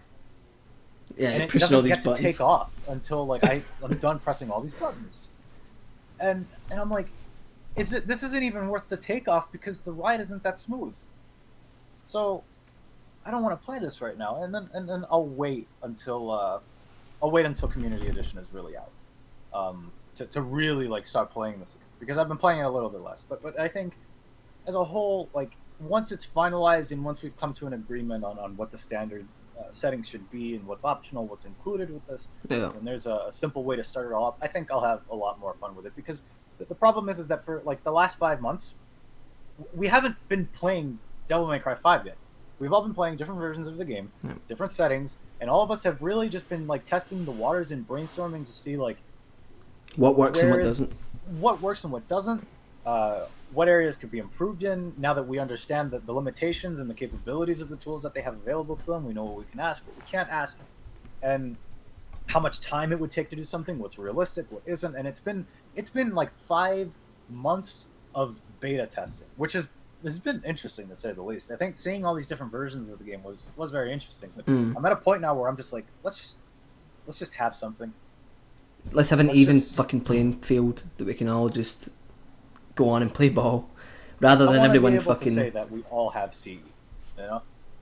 It would be, like, somebody comes into my stream, and even though I have PC modded, they're like, "What mods do you have on?" And I'm like, "You're gonna have to read the fucking list down on the bottom, because I'm not saying it all."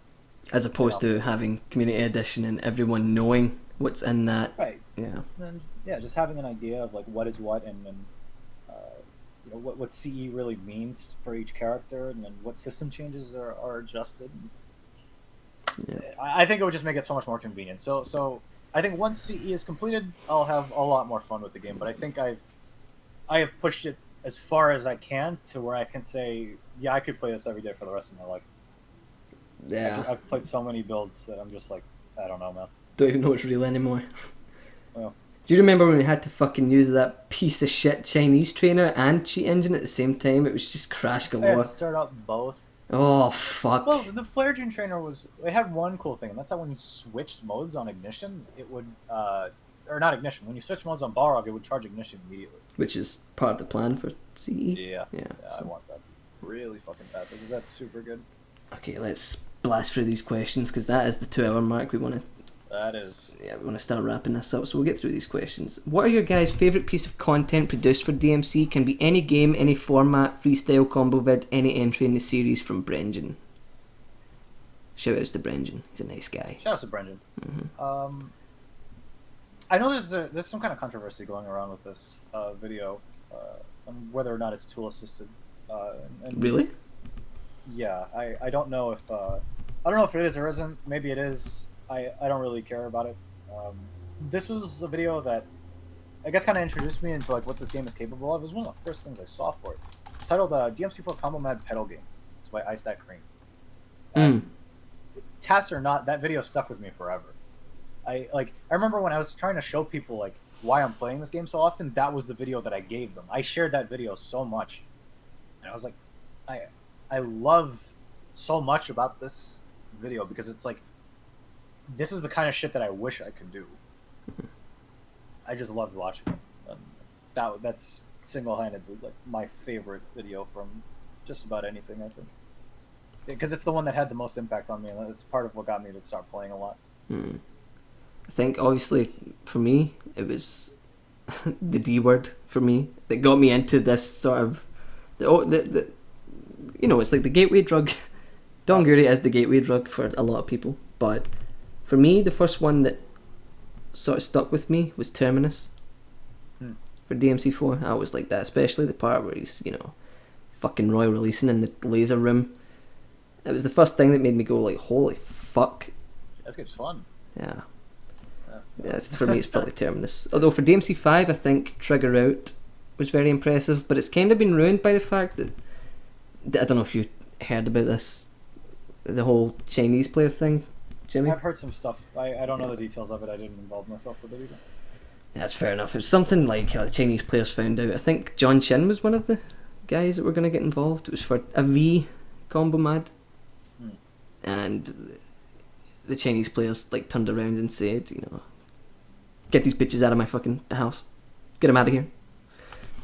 Because I think it was because they weren't from the same nation. I think that might have been the cause. I'm not too sure, but it feels like that's kind of not spoiled Trigger Out for me a little bit. It's kind of soiled it a little bit, you know what I mean? Because it's like, well, I'm sure there are probably more details within that. Oh yeah, 100%. Would require context to fully understand. 'Cause it could just 100%. be the language barrier thing if they don't That is understand each true. other very well. That It is, difficult yeah. to communicate. So I don't know. I don't know the details, and I won't speak out on any further because I just don't know. What do you think about Donguri retiring? You get any thoughts on that? It's kind of expected for me, to be honest. Expected, and it's like anybody else. Like whether or not it's because the game is not fun for them is irrelevant. Like it's been a long time. Some people are not willing to play. They don't have time. Their hands can't keep up. You know, whatever the reason may be, it's not surprising that people leave. I'm expecting. Okay, next question. It's from the one and only John Chin, who we have in the chat. Poor guy's had to torture himself with the console edition for the past 7 months. Shout out to that guy. Shout outs to him. John Chin. Absolute chin. What weapon would you guys want back from the old DMCs? Only one. I think we're going to have the same answer in this one. I'm not sure. Maybe. Okay. I'm going to say that personally, I would love to have Nevin in the RE engine. I think it would probably be the prettiest weapon in the whole fucking game. But I think it would, with the design choices that they made with this move list that we have now, I think it would be as gimmicky and as annoying as Cavalier. And I'll say that for the benefit of the game's depth, I would sacrifice my personal preference to have Lucifer in the game. Yeah, that was my choice too. It was Lucifer. Yeah, this seems like a fairly obvious one. Nothing really brings what Lucifer brought to the table for me. There was a few ideas I had for the Thunderballs. I don't think that's the name. The Thunderballs that Cerberus has. thunderclap. That was close. Close enough. Yeah. But having that sort of like a situation where you can place them and they knock back enemies as a mod, but even then it's never gonna fill the void that Lucifer left. Because I mean that weapon, some of the things you could do with that weapon was fucking insane. So yeah, that would be mine. Yeah, some of the features of Lucifer got kind of spread around. The rose throw. Rose throw, high times basically being your Lucifer glitch, man in red being like pins exploding low to the ground, stuff like that. Sweet. There you go, John. I hope that satisfied your needs. Yeah, if you don't like my answer, too bad. Yeah. That's all I got. Didn't ask. Yep, didn't ask. How would you rank the Angelo boss fights from 1 to 5 from Satan? You're gonna have a wonderful time with this question because I know for a fact, Jimmy, that you love boss fights and they're your favourite part of these games. I love boss fights. I think they're the best parts of DMC, and you know, I think the whole game should just be boss fights. I love like not being able to stun things, and they can just armor through things all the time, and there's phases I have to sit through. It's so fucking enjoyable. I love it. It really shows the strengths of DMC as well. So you know, just have fucking Devil May boss fight. Fuck it.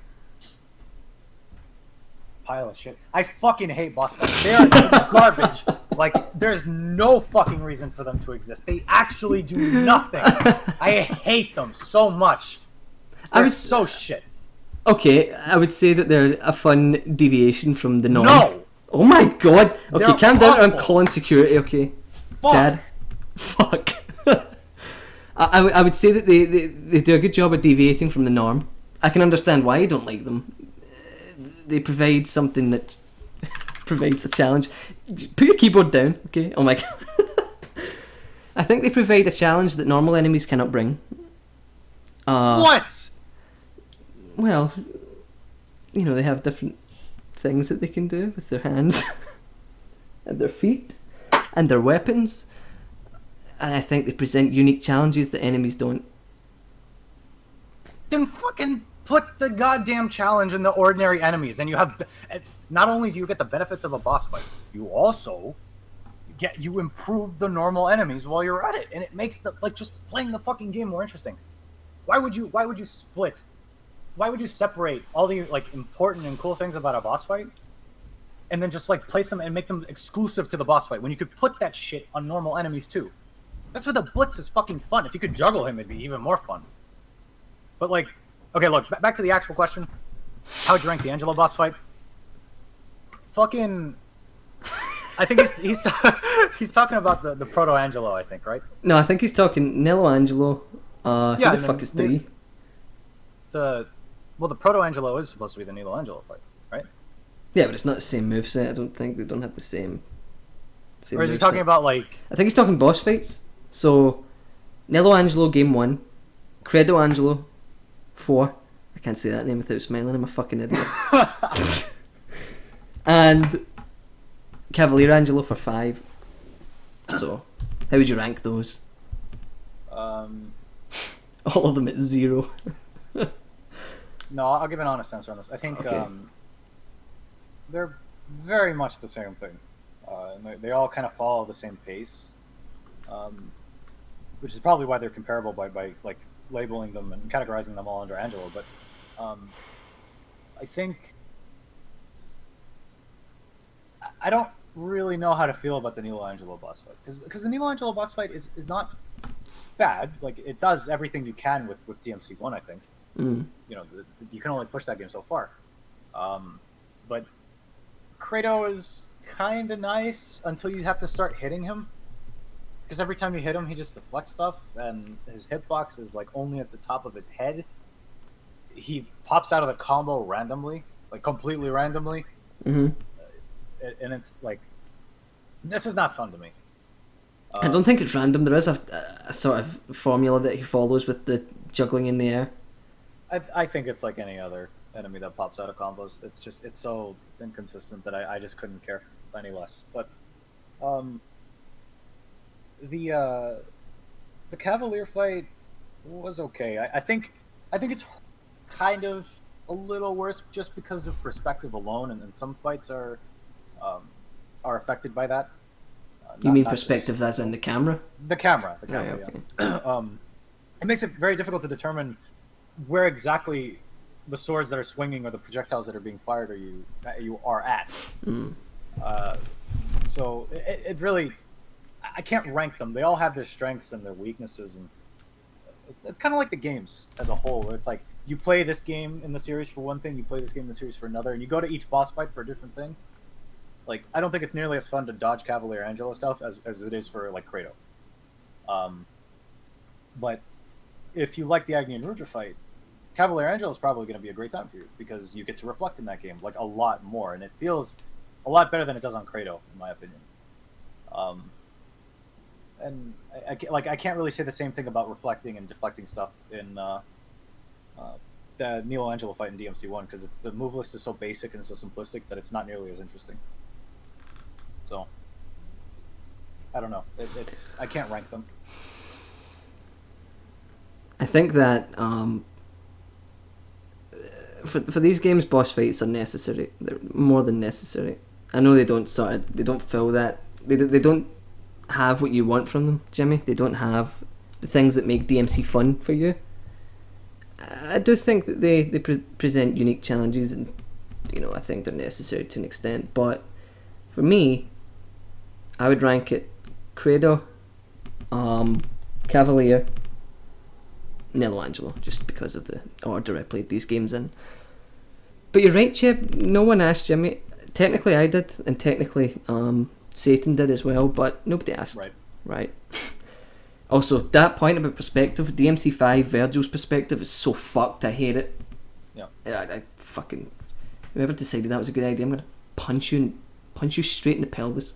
Okay. And I'll be kicking you with my foot. As opposed to kicking you with his head, which he has been known to do on numerous occasions. Yep. Okay. When you first started playing, did you try to emulate certain players? And if you did, and if you did, when did you, or what caused you to start branching out and doing things that you'd attribute more to your personal style? It's question 8. In case you didn't get that. A little bit of history, I guess. When I first started playing, I told you about the Ice That Cream video. But when I first started to do a little more research, I was watching Chaser's videos and I was watching DK's videos. I think I took a lot more from DK than I did from Chaser, but I learned more from Chaser's videos than I did from DK.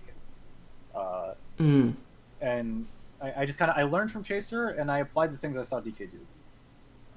And that was a while in, and until eventually I started doing my own thing. I don't have a lot that really says me in DMC4. I took a lot of things from DK, and some other players too, but mostly from him. Really, the only kind of unique thing I did was that I would launch one enemy and I would Mustang off the other, and then continue the combo on the one that I launched. But that's about it, really. Yeah, you do Mustang a lot. You don't really know anyone who uses that move quite as effectively as you do. Especially that last clip that you uploaded was fucking nuts. Yeah. I like Mustang's that a lot. Very useful. I like that move a lot. I always like the concept of it, because in a game where wall running doesn't exist, I'll take Mustang. It's the next best thing. I suppose it is, yeah. I never even looked at it that way, to be honest. I just looked at it as another way to get to the fucking ground. What was I going to say? I was going to say something. Fuck it. It's gone. We move on. We plod on. Fucking dementia. Run with the dementia. Run of the dementia. That's the new name of this fucking podcast. Question number 9. I don't know who asked this, so apologies. I couldn't find your name. You're a fucking nobody anyway. What are your hopes and fears for future DMC games and or action games in general? I think was that Heroic Virgil? I don't know who asked that. Thanks for the question regardless. Yeah, I think that was Heroic Virgil. I have no hopes for any DMC games in the future. I think I've kind of cut it at this point. I'm done with it. Yeah. I'll play what's here, and then that's it. I don't want to. If I'm gifted a new game, I will fucking play it, but I don't feel like buying it again. Fears, it's the fears that I have are why I have no hopes, and that's that I don't think these games will ever reach their full potential. It's just, and they're always held back by this this inability to recognize that, even from the developer's perspective, that there is an incredible game to play within this, but that those more advanced features and more niche things have to be acknowledged first before they can, like, the games can actually reach that potential. Which they won't ever will, ever. They never will. Never will. The only hope you've got is indie games, maybe. Games who, like for example, Wonders Abound. It has the potential to, make things happen, but only if he. That's a different thing, we covered that, months ago, but yeah, I don't think these games will ever reach their potential for that kind of thing. Just because we're not, in the grand scheme of things, Jimmy, we're not important. There he is! Wow! Hey! Wow. Made me look like an asshole there, Jesus Christ, thanks, Faintan, jeez. No, I'm joking, but the point is just to answer the second half of this question, he did ask about like what my hopes and fears are for action games in general. Right. My hopes and fears for that are kind of different. I think at this point it's pretty obvious that like DMC games, this side of the fan base is not going to get listened to. We do not matter to them, and that's been made very clear. Would you listen to the 1%? If I had the money and the resources for it, absolutely. Put yourself in, a businessman who doesn't care about video game shoes. You're never going to. Ever. No, of course not. I mean, they're not gonna fucking care. No. But if I was making my own game, then I would. I absolutely would. And then obviously there are things that you would have to say no to, but I would like to be able to say yes to most things. Because if I'm making a video game, I'm not just making the video game that I'd want to play. I'm also making the video game that other people will want to play, and they're going to pay money for it. And I think I would want to make the customer as satisfied as possible by giving them what it is that they want. And if I have the power to change that, why would I not? Even if it means optional things that you can select and then download in an update, that doesn't bother me. But of course, there are other factors and variables that you have to take into account, and like that is something that like you can't ignore, especially in a situation like this. A title this large in a company like that, there's probably things that they weren't allowed to say or do. I'm sure even just the acknowledgement of all the inertia stuff, they probably had to talk about that before anybody could make a statement on it. Oh, 100%, yeah. So, and that's not the kind of thing you'd probably ever see with an indie game, because it's not like they're, or at least not always, I guess, like they don't always have to be so hush-hush about everything. They don't have to answer to anyone because it's their own kind of thing. Yeah. Like Faintan, is it how would you say that, Faintan? He told me how to pronounce it a while ago. I actually forgot how to pronounce it. We'll say Tan. Or was Tan. He always puts up like sort of stuff about his game, and he was like, you remember a few months back when all that shit happened with DMC5? He was like, right, I put inertia and reversals in my game because I can. Faintan, right, there we go, Faintan. That's the kind of thing that an indie developer can do that a AAA developer just could never ever fucking do. I never forgot those little games because like they were just like little beta builds basically, from my understanding. Yeah, but they really were fun cool because they're fun, and they're like these little like passion projects. Yeah, that like you can tell he was inspired by something to create that, and he liked making it. Yeah.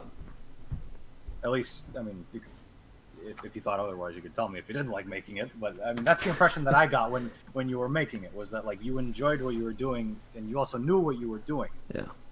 And like, you were also just very willing to like see people play it and like talk to the people who are playing. Like that is an attitude that I more than appreciate.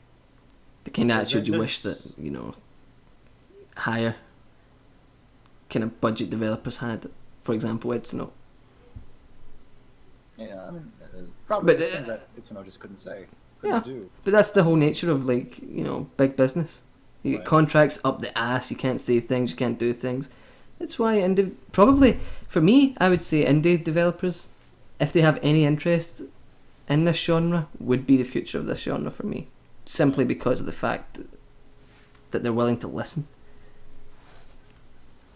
And they have the ability to listen freely. They don't have to jump through a bunch of hoops to do so. Yeah. And then if there's a future in action games that will branch off of the things that Devil May Cry did correctly, it will be through indie games, 100%. Yeah. You will never see a AAA title surpass anything that these games could do. Yeah, 100%. Or DMC4 could do, rather. I don't think anything will ever come close to that shit. It could. It very easily could. You just need the right people behind it, and people who understand the game, people who understand the needs and the wants of those that are going to play it, and you could have something that very easily. It's not hard to improve on DMC4. Just because it was perfect doesn't mean you can't make it better. I know that sounds kind of backwards, but even basic things like content would have improved DMC4. Yeah. You know, you get a great fucking foundation there with how the combat works. Can you imagine if DMC4 was like as it is now, but you know, kind of full length game with, you know, no backtracking, any of that shit. You know what I mean? Full of content. It would have been the greatest fucking thing ever. Of course. Yeah, like and I mean, shit, dude. If I gotta tell you, if I just knew how to fucking make games, I would already. Because there's so many ideas that I have, and so many things that, like, I think I've played enough DMC to be able to make something similar that, or at least I can create the concepts that would work. I don't think I could design the game. I don't have any experience with that, but yeah, on a technical level, I do have. Yeah, like I think I understand it well enough to be able to make something that functions well, something that is expressive. It just, I'd have to actually learn how to do it. Yeah, we offered to teach you things. You're getting exposed in the chat right now. I don't think I fucking asked you, Chad. Jesus. Right, okay, I think that just about answers that. There was one topic I skipped over that we'll quickly cover, Jimmy.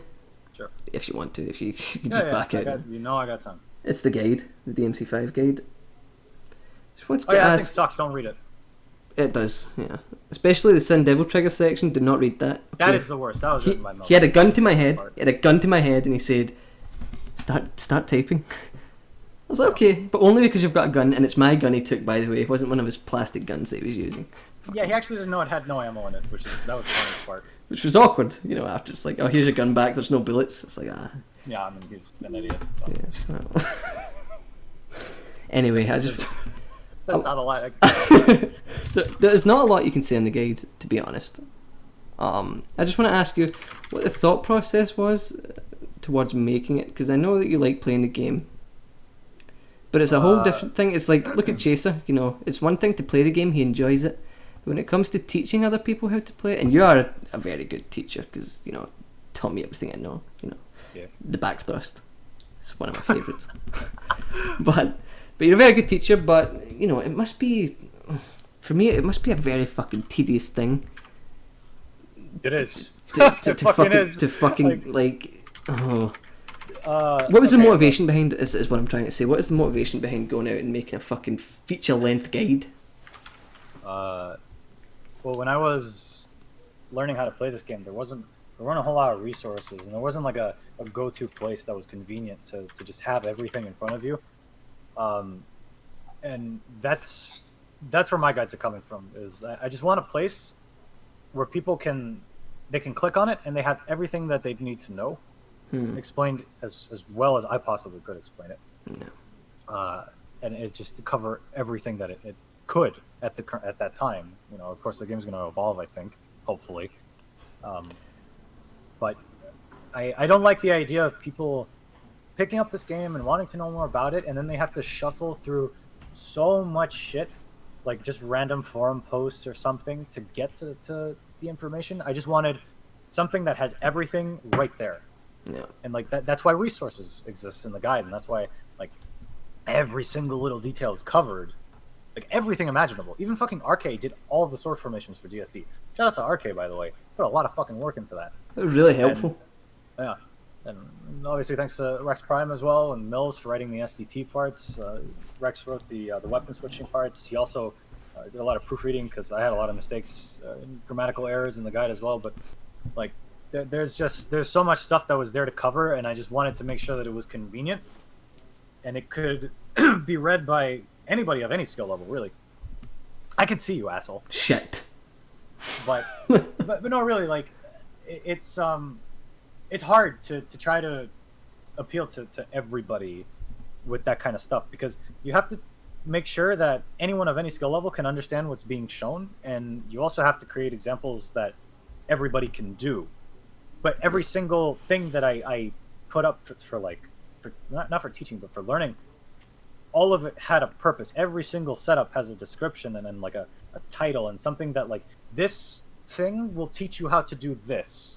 And from there, it has an easy setup or an easy way to branch off of it for you to do your own thing. And that was like the most important thing for me, was to create something that doesn't just teach you like the combo construct or that this works into this. I wanted to show that this is possible, or that the engine is capable of this, or that the character can do this particular thing, but only after this, etc. And just teach them that mechanics work a certain way, and that this is possible if you do this, without like spoon feeding them. Like, okay, you have to do it with, for example, like I could show them how to do a DSD combo. I could show them how to do something very, very difficult, but it won't teach them anything. You have to show them like the fundamental aspects of like playing the game first, and then they can build something off of it on their own, as opposed to just showing them a combo. You wanted to give them the tools without spelling it out for them. I think that's an important part of teaching, to be honest. I honestly do think you're a really good teacher for this game. I always felt like you always had the potential to blow up.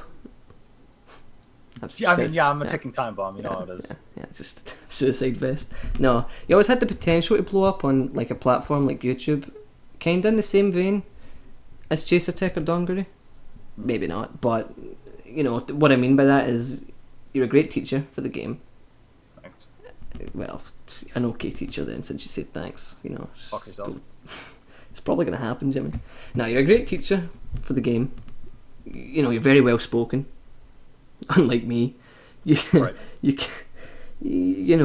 explain everything thoroughly. That's why I asked you to come on for the first ever and last ever guest.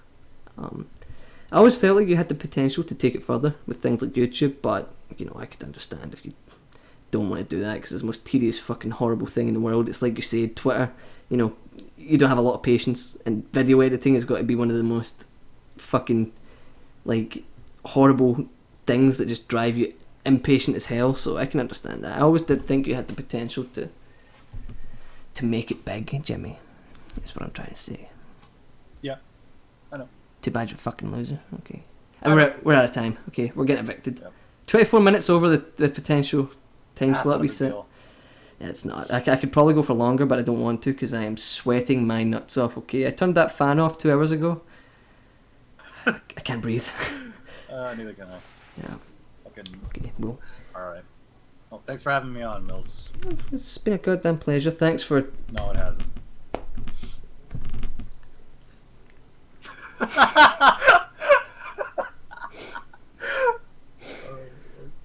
Just wrap it up.